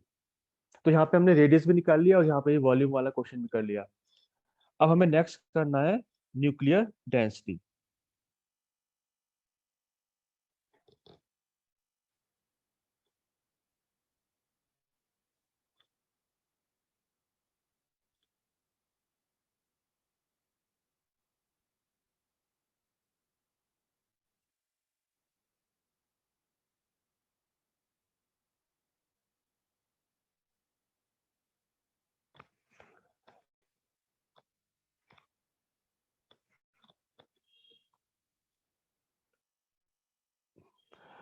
आप लोग ऐसे ऐसे क्वेश्चन पूछते हो, आप पूछ रहे हो वाई वी डिवाइड, हमने डिवाइड क्यों किया? अरे हमने डिवाइड इसलिए किया कि ताकि आपके जो कांस्टेंट्स है वो कैंसिल हो जाए, ठीक है? या कांस्टेंट की वैल्यू आप फर्स्ट से निकालो दूसरे में रख दो, तो हमारा यहाँ पे कांस्टेंट कैंसिल हो गए ना, इसलिए डिवाइड कर दिया। ये कांस्टेंट कैंसिल हो गए। या इस कांस्टेंट की वैल्यू फर्स्ट से निकालो दूसरे में रख दो, तो भी आंसर आ जाएगा। ठीक, तो हम आगे चल रहे हैं।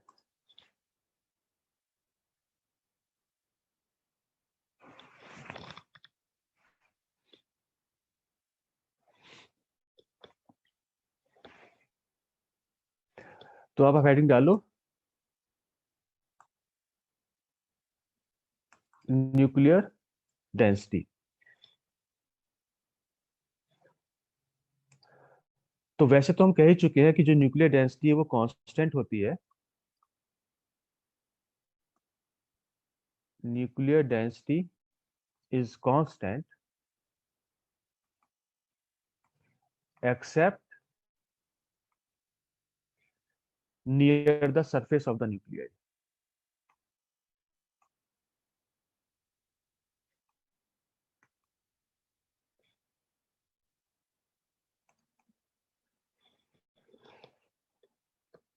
तो यहाँ पे जो डेंसिटी कांस्टेंट की बात कर रहे हैं वो तीनों तरह की डेंसिटी कांस्टेंट होगी। यानी कि हम बात कर रहे हैं चाहे मास डेंसिटी हो, चाहे हमारी नंबर डेंसिटी हो, या हमारी चार्ज डेंसिटी। मास डेंसिटी का मतलब मास अपॉन वॉल्यूम, नंबर डेंसिटी का मतलब number of nucleons upon volume, और चार्ज डेंसिटी का मतलब चार्ज अपॉन वॉल्यूम।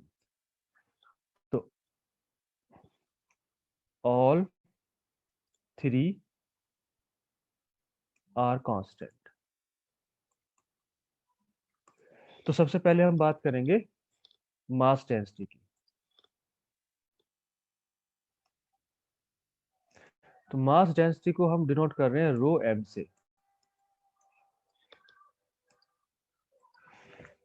तो मास डेंसिटी होगी आपकी रो एम, मास ओवर वॉल्यूम। अब हम यहाँ पे ऑर्डर निकालना चाहेंगे, what is the order of mass density of A nucleus. तो हम फिर से कह रहे हैं कि अगर मान लो mass of proton, mass of neutron, जिसको हमने m माना था, उसकी वैल्यू कितनी थी? हमने लिखी थी 1.67 10⁻⁻27 kg। अब हम एग्जैक्ट वैल्यू निकालना चाह रहे हैं, what is the exact order of the nuclear density. ठीक है, तो अब हम बात करेंगे मास की। तो टोटल मास ऑफ न्यूक्लियस कितना हो गया? मास ऑफ न्यूक्लियस हो गया आपका mass of one nucleon into A. ये हमने पहले भी किया था। और हमारा अगर वॉल्यूम की बात करें तो वॉल्यूम हो जाएगा 4/3 पाई आर क्यूब। तो और यहाँ पे जो है आर की वैल्यू अगर आप रखोगे तो ये आएगा पाई आर नॉट क्यूब इंटू ए। तो ये हमने वैल्यू रख दी, ये तो रख दिया एम ए, और ये हमने लिख दिया 4/3 पाई आर नॉट क्यूब इंटू ए। तो यहां से आपका जो मास नंबर है वो कैंसिल हो जाएगा। यानी कि हम कहना चाह रहे हैं कि जो आपका डेंसिटी है वो independent of mass number A हो गया। और अगर ये independent of mass number A हो गया तो आप कह सकते हो कि it is same for all the nuclei irrespective of mass number. तो इसे हम ये हो गया आपका 3m upon 4 pi R naught cube. अगर आप इसकी वैल्यू निकालोगे तो कितनी आएगी? 3 इंटू m की वैल्यू 1.67 10⁻⁻27 और ये हो जाएगा 4 इंटू 3.14 इंटू आर नॉट की वैल्यू आप जो है 1.2 यूज कर लो, 1.2 फर्मी। और क्योंकि 1.2 फर्मी है तो आर नॉट की वैल्यू को अगर मीटर में लिखोगे तो 1.2 फर्मी को मीटर में लिखोगे तो ये हो जाएगा 1.2 इंटू 10⁻⁻15 मीटर्स। हम मीटर में इसलिए लिख रहे हैं कि हम डेंसिटी को केजी पर मीटर क्यूब में निकालना चाह रहे हैं। तो ये हो गया आर नॉट की वैल्यू, तो इसका क्यूब कर दिया आपने। तो इसका जो आंसर आएगा वो आएगा 2.3। ये आएगा 2.3 10⁻17 केजी पर मीटर क्यूब। तो आप कह सकते हो कि mass density is of the order of 10⁻17। तो इसका जो ऑर्डर है 10⁻17 का ऑर्डर होगा। ठीक है। तो आर नॉट की वैल्यू अभी जिन्होंने पूछा आर नॉट की वैल्यू हमने जो मैंने कहा कि अगर नहीं दे रखी है तो हम 1.2 यूज कर लेते हैं। ठीक है। अदरवाइज डिफरेंट के लिए एग्जैक्ट वैल्यू निकालनी है तो डिफरेंट न्यूक्लियर के लिए आप जो है डिफरेंट यूज कर सकते हो। तो यहाँ पे अप्रोक्सीमेटली हमने जो है 10⁻17 निकाला। ठीक है। तो हमें ऑर्डर से मतलब है, उसके सामने मल्टीप्लाई में क्या है 2.3 है 1.3 है जो भी है वो तो डिपेंड करेगा, वो स्लाइटली वेरी हो सकता है for different nuclei, but order is 10⁻17। तो आप देख सकते हो कि ये आपकी जो न्यूक्लियर डेंसिटी है वो कितनी ज्यादा है। ठीक है। तो आप कह सकते हो कि nuclear matter is very dense. ठीक है। आप कह सकते हो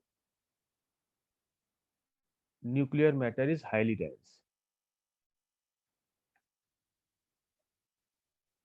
और ये इतना डेंस है कि ये पर मीटर क्यूब में इतना केजी मास है। यानी 1/1/1 का अगर आप क्यूब लो तो उसका मास कितना हो गया? उसका मास 100 केजी 1000 केजी, इतना इतना कम नहीं है। 1 के आगे 17 जीरो है। यानी कि उसे आप जो है क्रेन, छोटी मोटी क्रेन से भी आप उठा नहीं पाओगे, इतना हैवी है वो न्यूक्लियर मास। ठीक है। तो डेंस इतना हाईली डेंस है।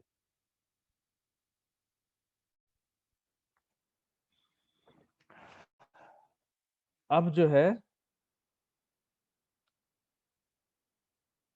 हम बात करेंगे अभी। अब बस इसे कर लेते हैं, फिर टाइम होने वाला, फिर आप क्वेश्चन पूछ लेना, मैं फिर अनम्यूट के लिए अलाउ कर दूंगा, है ना। अभी बस थोड़ा सा और कर लेते हैं। अब हमें करना है नंबर डेंसिटी। तो नेक्स्ट स्लाइड पे चल रहे हैं। नंबर डेंसिटी के लिए उसका ऑर्डर देखना है। इसका ऑर्डर आपको याद रखना है, 10⁻17 का ऑर्डर है केजी पर मीटर क्यूब में।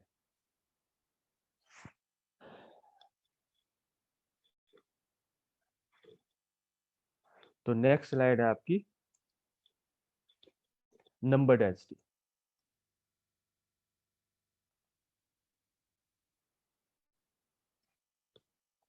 जिसे हम डिनोट कर रहे हैं रो एन से।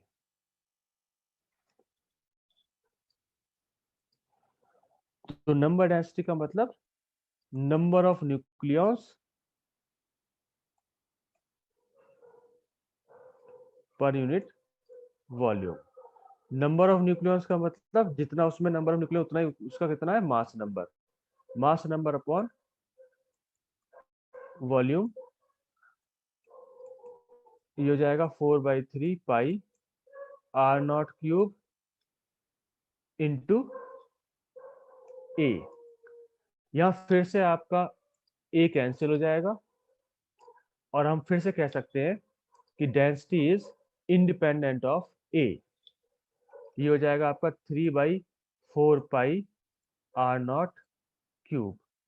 अगर आप इसे निकालोगे तो ये आएगा 3/4 इंटू 3.14 इंटू 1.2 फर्मी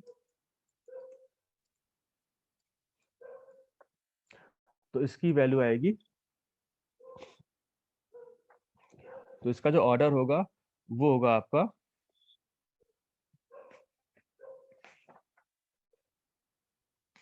10⁴ का। तो ये ऑलमोस्ट आएगा 1.38 10⁴ न्यूक्लियॉन्स पर यूनिट पर मीटर क्यूब। तो इसका जो ऑर्डर है 10⁴, ये भी आपको याद रखना है। तो आप कह सकते हो कि both mass density and number density are independent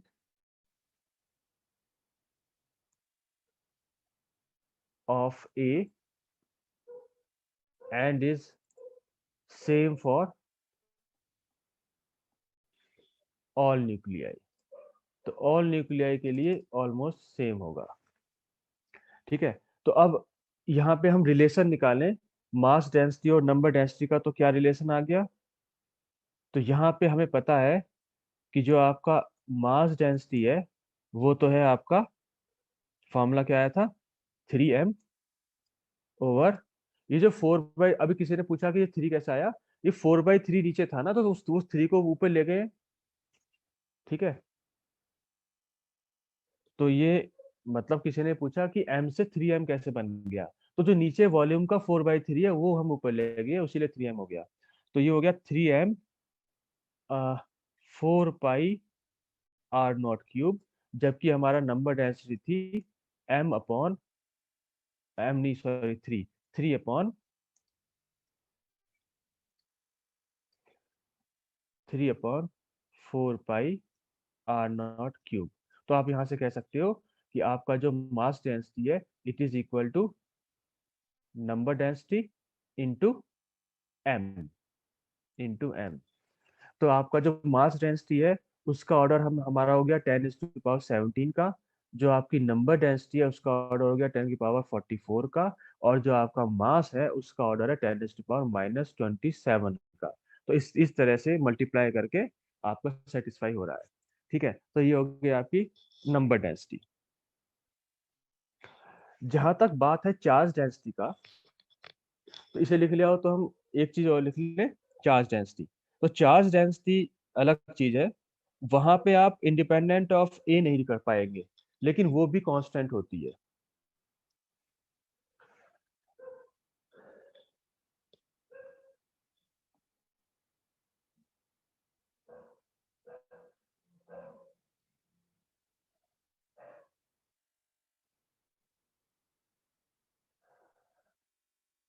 अरे मैं यही तो बता रहा हूँ 3m कैसे आया। 3m जो आपका नीचे 4/3 है उसे आप ऊपर ले गए तो 3 बन गया। ठीक है, वॉल्यूम का जो 4/3 है उसे ऊपर ले गए तो 3m, तो 3 की मल्टीप्लाई हो गई m में। नंबर डेंसिटी में हमने m की मल्टीप्लाई नहीं करी, क्योंकि वहां पे हमें मास नहीं चाहिए, हमें जो है नंबर चाहिए। तो नंबर हमारा a है, a से a कैंसिल हो गया, और जो 3 आ गया वो जो है 4/3 से 3 ऊपर चला गया। ठीक है, अब हमें नेक्स्ट स्लाइड पर करना है, वो है अभी क्वेश्चन आप पूछ लेना जब मैं अनम्यूट करवा मतलब अलाउ कर दूंगा। अभी इसकी और बात कर लेते हैं, इसकी चार्ज डेंसिटी की।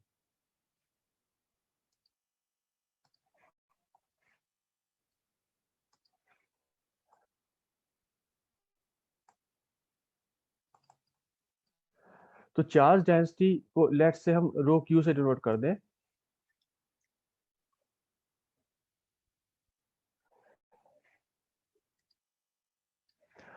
तो चार्ज डेंसिटी आपकी हो जाएगी charge of nucleus upon volume of nucleus. तो चार्ज जो होगा वो होगा एक तरह से जेड ई, और वॉल्यूम होगा 4/3πr³। और अगर आप इसे लिखोगे तो यह आ जाएगा आपका 3 × ZE/4πr0³ × A। तो हम यहाँ पे ये कहना चाह रहे हैं कि चार्ज डेंसिटी के केस में आपका प्रोपोर्शनल टू जेड अपॉन ए होगा और ए से कैंसिल नहीं हो रहा है। यानी कि आपका जो मैग्नीट्यूड है वो हर एक न्यूक्लियाई के लिए डिफरेंट होगा and that will depend on the ratio Z upon A, लेकिन ये डेंसिटी कांस्टेंट होगी। तो हम यहाँ पे कह रहे हैं कि magnitude of charge density is different for different nuclei.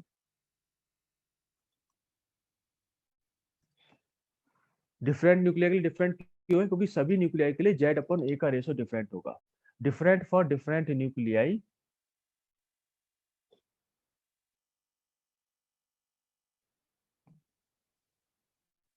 Depending upon Z upon A ratio, but it is also constant। ठीक है, लेकिन ये कांस्टेंट होगा। तो इसका मतलब ये है कि अगर मैं प्लॉट करूं तो कुछ कुछ आइडिया आपको दूं, तो मान लो किसी न्यूक्लियाई का तो चार्ज डेंसिटी ये है, ठीक है, किसी की हो सकता है ये हो, ठीक है। तो यहाँ पे दिख रहा है ये तो कांस्टेंट है almost except near the surface. तो किसी ने पूछा था नियर द सरफेस का मतलब क्या है, तो सरफेस के पास डेंसिटी जो है, मतलब आपकी डेंसिटी इस तरह से नहीं है कि एग्जैक्टली एकदम जीरो हो जाएगी। रेडियस पे एकदम जीरो नहीं होगी, रेडियस के पास यानी कि नियर द सरफेस वो जो है धीरे धीरे कम होगी। और उसके फॉर्मूले पे भी हम आएंगे, ये इसका भी फॉर्मूला है। लेकिन हम ये कहना चाह रहे हैं कि जो आपकी चार्ज डेंसिटी है वो है तो कांस्टेंट, बट चार्ज डेंसिटी जो है वो उसका मैग्नीट्यूड डिफर कर सकता है फॉर डिफरेंट न्यूक्लियाई, किसी का ज्यादा किसी का कम। लेकिन अगर हम बात करें मास डेंसिटी की या नंबर डेंसिटी की, तो उनका मैग्नीट्यूड भी बराबर है, उनका जो है मैग्नीट्यूड भी बराबर है ऑलमोस्ट।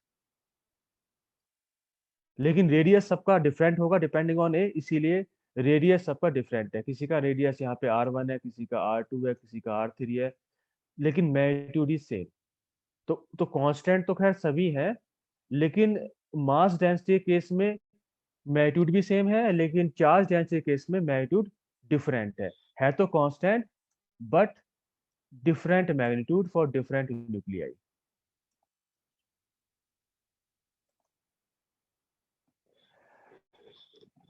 तो ये इस तरह से कांस्टेंट नहीं है। ठीक है, तो आज के लिए इतना करते हैं। और अब जो है अब एक चीज और मैं आपसे बताना चाहूंगा कि आप जो है कोई भी क्लास मिस नहीं करना। घर पे आप होमवर्क कर पा रहे हो नहीं कर पा रहे हो, एक दिन का पढ़ाया हुआ कवर कर पा रहे हो नहीं कर पा रहे हो, वो तो अलग बात है, वैसे करना चाहिए। लेकिन कम से कम क्लास में जो है आपको आना, क्लास जो आपकी मिस नहीं होनी चाहिए। ठीक है, तो वो धीरे धीरे आपका जो है सिलेबस कवर होता चला जाएगा। और आपको जो गोल्स हैं वो मतलब डे टू डे बनाने हैं। ऐसा नहीं है कि आप 5 महीने के गोल बना लो, 5 महीने का टाइम टेबल कर लो कि हमें ये पढ़ना है और ऐसा करना है, ऐसा नहीं करना है। आपको डे टू डे गोल बनाना है कि आज हमें जो पढ़ाया गया वो कंप्लीट करना है। तो कल आने से पहले, नेक्स्ट क्लास पे आने से पहले आप आज का पढ़ के आएंगे तो ही फायदा होगा।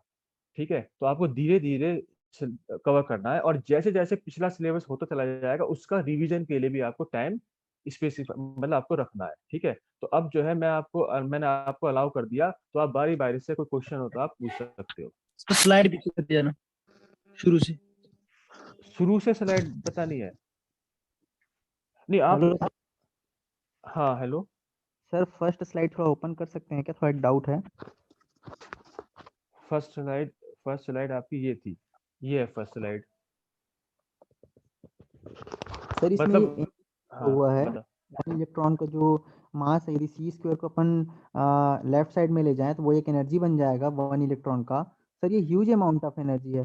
सर जैसे अपन 12 ग्राम का कार्बन हो गया 1 मोल, उसमें तो 6 इंटू 0.62 हाँ हाँ इंटू 10⁻23 एटम्स इतने रहते हैं। हाँ ये तो ह्यूज अमाउंट ऑफ एनर्जी हो जाएगा ना। तो फिर सर ये इतना अमाउंट ऑफ एनर्जी मतलब कि कैसे कहाँ पर अपन समझ सकते हैं इसको ऐसा टाइप से, क्योंकि ये खुद ही एक इलेक्ट्रॉन का इतना एनर्जी है और फिर उतना मतलब कि 10 टू द पावर में 22 इलेक्ट्रॉन का एनर्जी कैसे, मतलब कैसे समझेंगे कहाँ पर गया वो एनर्जी? देखिए ऐसा है कि आपको एमईवी में ज्यादा लग रहा होगा, लेकिन आप अगर एटॉमिक मास यूनिट में बात करें तो उसका मास कितना कम है, 0.00548। ठीक है, तो ये तो जो है इसका फर्क है कि यूनिट का। अगर आप इसको जूल में कन्वर्ट करें तो आपको ये बहुत कम नजर आएगी। ठीक है, और अगर प्रोटॉन की बात करें तो फिर 938 है, ऑलमोस्ट 1000 MeV है, तो आपको लगेगा 1000 तो बहुत भी ज्यादा है। ठीक है, तो ये तो यूनिट पे डिपेंड कर रहा है कि आप कौन से यूनिट देख रहे हो। ठीक, अगर आप इलेक्ट्रॉन वोल्ट में बात करने लगो तो इलेक्ट्रॉन वोल्ट में 10⁶ की और मल्टीप्लाई हो जाएगी, तो आपको लगेगा ये तो जो है 10⁶ की एनर्जी हो गई। तो ऐसा नहीं है, इसका मास कम है तो उसकी एनर्जी कम है, प्रोटॉन का मास ज्यादा है तो उसकी एनर्जी 938 हो गई।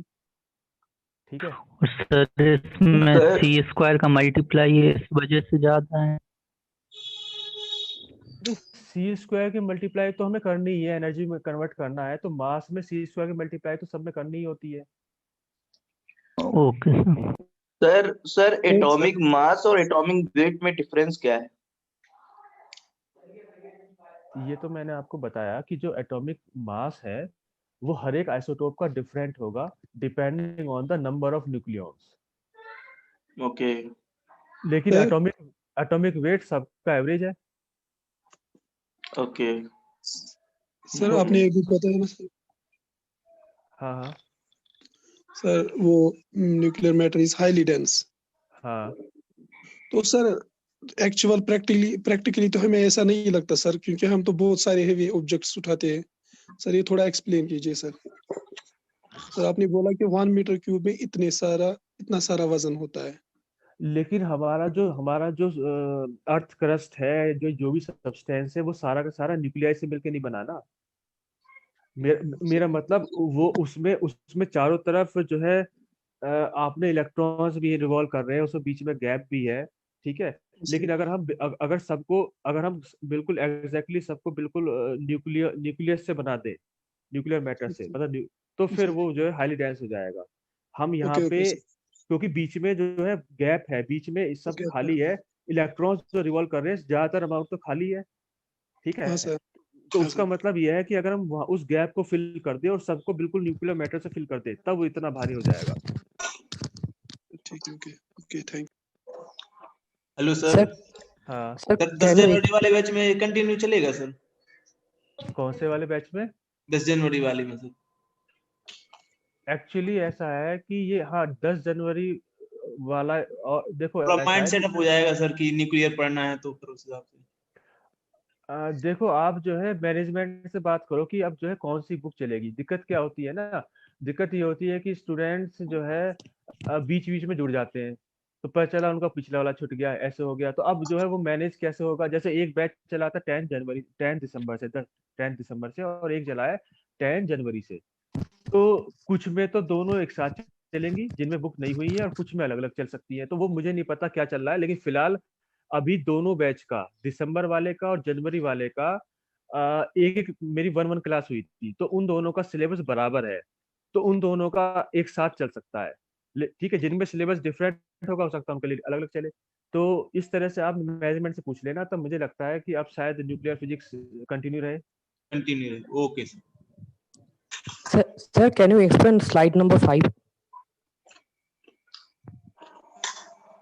इसमें आपको क्वेश्चन क्या है, डी ब्रोगली वेवलेंथ का क्वेश्चन है या क्या है?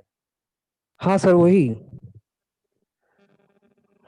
देखिए इसमें क्या है कि जैसे मैंने कहा कि अगर वो उसका ज्यादा वेवलेंथ होगा तो वो जो है उस तरह से स्ट्राइक नहीं कर पाएगा, उस तरह से उसमें एनर्जी जो है कंट्रीब्यूट नहीं होगी। तो जितनी कम वेवलेंथ होगी उसके करस्पॉन्डिंग, जैसे हमें क्योंकि डी ब्रोगली वेवलेंथ का हमें जो है h/p पता है। ठीक है, तो जितना ज्यादा उसका वेवलेंथ होगा उतना उतना ही कम मोमेंटम होगा। ठीक, तो वो जो है उस तरह से उस एरिया को कवर नहीं कर पाएगा। अगर आपको पूरा, मान लो आपको यहाँ से यहाँ तक कवर करना है, पूरे पूरे डायमीटर पे कवर करना है, पूरे रेडियस पे कवर करना है, तो आपका जो है डी ब्रोगली वेवलेंथ इतनी होनी चाहिए जितना इसका रेडियस है, डायमीटर है। अगर आपको इसका भी स्मॉल अमाउंट कवर करना है, न्यूक्लियस के भी इनसाइड मान लो इतना कवर करना है, तो फिर आपको जो है डी ब्रोगली वेवलेंथ कम वाली करनी पड़ेगी। और अगर आपको इससे भी ज्यादा अमाउंट कवर करना है, फॉर एग्जाम्पल पूरा आपके पास कोई सैंपल है जिसमें बहुत सारे न्यूक्लियाई हैं, तो फिर अगर यहाँ से यहाँ तक कवर करना है, जैसे मान लो हम बात करें सॉलिड स्टेट की, उसमें इंटरप्लेनर स्पेसिंग की, तो फिर आपको इतना इतना चाहिए जिसमें आपके पूरा सब्सटेंस, मान लो अगर 1 मिलीमीटर का वो है, तो 1 मिलीमीटर उसका करीब करीब वेवलेंथ आ जाए। ठीक है, तो ये ऑब्जर्वेशन से देखा गया कि अगर आप डिफरेंट डी ब्रोगली वेवलेंथ होगी तो आपका जो है डिफरेंट आपका जो वो है, जो कैलकुलेशन है वो डिफरेंट आएगी। तो वो जो है फिर ये देखा गया कि जितना एरिया या जितना वॉल्यूम कवर करना है उतना ही आपका डी ब्रोगली वेवलेंथ होनी चाहिए। सर इसमें ये जो वेवलेंथ है सर, इसको ये स्ट्राइक ही करती है, तो इसमें सर इसके जो तो इसकी इंफॉर्मेशन मिल जाती है हमें, जहाँ पे जितना स्ट्राइक करेगा, जितने इसकी डी ब्रोगली वेवलेंथ होगी उतना ही मीन सर डायमेंशन। इसके पूरे सरफेस पे वो कवर करती है क्या सर ये?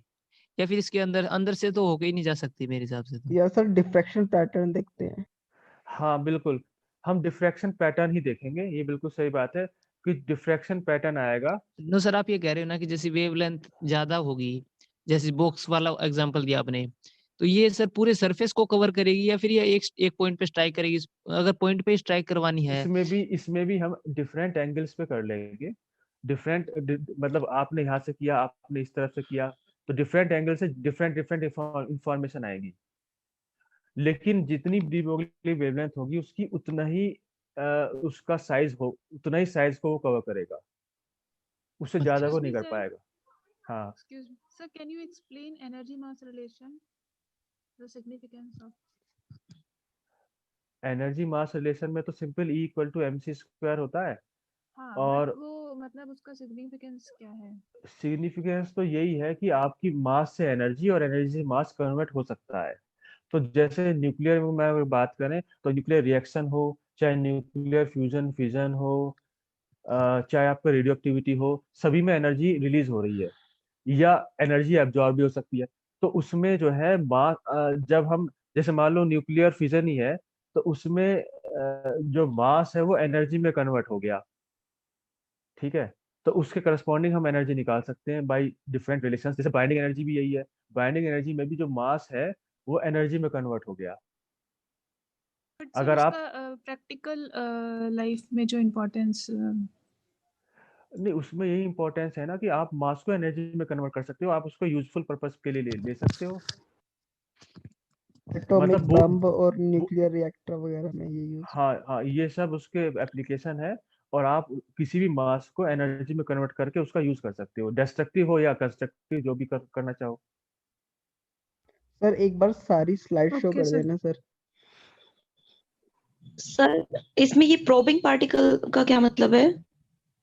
मतलब आप जो इंसिडेंट पार्टिकल कर रहे हो उससे आप चाहे इलेक्ट्रॉन इंसिडेंट कर सकते हो, आप प्रोटॉन कर सकते हो, आप जो है न्यूट्रॉन कर सकते हो, आप फोटोन कर सकते हो, आप अल्फा पार्टिकल कर सकते हो, आप ड्यूट्रॉन कर सकते हो। तो डिफरेंट पार्टिकल्स डिफरेंट रिजल्ट्स देंगे, क्योंकि डिफरेंट पार्टिकल्स का डी ब्रोगली वेवलेंथ डिफरेंट होगी, और डिफरेंट पार्टिकल्स का चार्ज भी डिफरेंट है। तो उसमें अगर आप न्यूट्रल पार्टिकल इंसिडेंट कर दोगे, फॉर एग्जांपल फोटोन, तो वो अलग रिजल्ट देगा। उसमें जो है आप मान लो इलेक्ट्रॉन कर दोगे तो उसका चार्ज अलग है और उसका मास भी डिफरेंट है, तो वो अलग रिजल्ट देगा। हैवी न्यूक्लियस अल्फा पार्टिकल कर दोगे तो उसका रिजल्ट अलग आएगा, क्योंकि उसमें चार्ज तो है ही, साथ में मास भी हैवी है, तो सबसे ऑब्जर्वेशन डिफरेंट आएंगी। सर एक जो बाइंडिंग एनर्जी वाला बताया था सर आपने कि भाई एटॉमिक मास निकालते हैं तो उसमें बाइंडिंग एनर्जी माइनस करनी पड़ेगी। हाँ। तो उसमें सर हम कौन सा मास लेते हैं वैसे? ये जैसे बाउंड है एटम, तो हम कंसीडर कौन सा मास करेंगे कि भाई बाइंडिंग एनर्जी माइनस करके करें या फिर जो बाउंडेड मास है उसी का कंसीडर करें? देखिए बाइंडिंग एनर्जी अभी पढ़ाई नहीं है, तो बाइंडिंग एनर्जी होती क्या है? Energy required to break the nucleus. अगर न्यूक्लियर बाइंडिंग एनर्जी की बात करें, energy required to break the nucleus into its constituent neutrons and protons, ये बाइंडिंग एनर्जी होती है। आपके पास कोई न्यूक्लियस है, उसमें न्यूट्रॉन प्रोटॉन है, आपने बाहर से एनर्जी दी जिसे हम कह रहे हैं बाइंडिंग एनर्जी, और आपका जो न्यूक्लियस है वो न्यूट्रॉन प्रोटॉन में टूट गया। ठीक है, तो बाइंडिंग एनर्जी क्या हुई? बाइंडिंग एनर्जी वो हुई जिसने इसे जो है न्यूट्रॉन प्रोटॉन को अलग अलग कर दिया। ठीक है, हाँ तो सर। अब हम ये कह रहे हैं कि जो हमारा न्यूक्लियस था, ये हमारा न्यूक्लियस है, ये एक स्टेबल एंटिटी थी, और स्टेबल थी, तो इसका मतलब इसकी जो एनर्जी थी वो कम थी, या ऐसे कह लो कि इसका जो मास है वो स्मॉल था, मास कम था। Okay sir. लेकिन ठीक। जब आपने इसको अनस्टेबल कर दिया, इस सिस्टम को अनस्टेबल कर दिया, तो आपने उसकी एनर्जी बढ़ा दी, क्योंकि आपने बाहर से एनर्जी दी तो ऑब्वियसली एनर्जी बढ़ गई। हाँ सर। तो एनर्जी बढ़ा दी, अब एनर्जी बढ़ा दी तो उसके इक्विवेलेंट मास भी बढ़ा दिया, उसके इक्विवेलेंट मास भी बढ़ा दिया है। तो इसका मतलब हम ये कहना चाह रहे हैं कि जो हमें लग रहा था कि अगर हम देखो, मान लो आप 1 kg ऑरेंज लेने गए बाजार में, और 1 kg में 5 ऑरेंजेस आपके पास हैं, और आपको लगता है कि अगर चाहे आप पांचों को एक साथ वे करो, चाहे पांचों को अलग अलग करके ऐड कर दो, तो दोनों का वेट बराबर आएगा, आपको ऐसा लग रहा है। लेकिन जी। यहाँ पे न्यूक्लियर फिजिक्स में ऐसा नहीं है। अगर आप कंबाइंड न्यूक्लियस का मास करोगे तो वो कम आएगा, क्योंकि वो स्टेबल, उसकी एनर्जी कम है, उसका इक्विवेलेंट मास कम है। लेकिन उसे आपने अलग अलग कर दिया, तो वो आपने अनस्टेबल कर दिया, एनर्जी बढ़ा दी, तो उसका मास बढ़ गया। इसका मतलब ये हुआ कि जो आपका कंबाइंड न्यूक्लियर मास है, उसके मुकाबले जो आपके अलग अलग न्यूट्रॉन प्रोटॉन का मास, इसका एडिशन है, वो ज्यादा है। तो इसको कहते हैं मास डिफेक्ट। बाइंडिंग एनर्जी है तो होती है मास डिफेक्ट इनटू सी स्क्वायर। मास डिफेक्ट होता है इनका डिफरेंस, अलग अलग मासेस ऑफ द प्रोटॉन्स, अलग अलग मासेस ऑफ द न्यूट्रॉन्स का जो मास होगा वो कंबाइंड न्यूक्लियर मास से ज्यादा होगा। इस डिफरेंस को कह दिया मास डिफेक्ट, और सी स्क्वायर की मल्टीप्लाई कर दी, तो उस मास डिफेक्ट को एनर्जी में कन्वर्ट कर दिया। कन्वर्ट कर दिया। ये हो गई बाइंडिंग एनर्जी। सर जेस्ट एग्जाम के बारे में एक आइडिया बता दीजिए, जेस्ट और टिफर के बारे में। देखिए, जेस्ट और टिफर का अगर हम बात करें तो न्यूक्लियर फिजिक्स का एक ही क्वेश्चन आएगा, एक या दो भी आ सकते हैं, इन जनरल तो एक ही आएगा, और वो किसी भी टॉपिक से आ जाता है। उसमें कोई हार्ड एंड फास्ट नहीं है कि वो एलिमेंट्री पार्टिकल से ही आएगा या वो किससे सर आएगा। सर सब्जेक्ट वाइज नहीं, जेस्ट के बारे में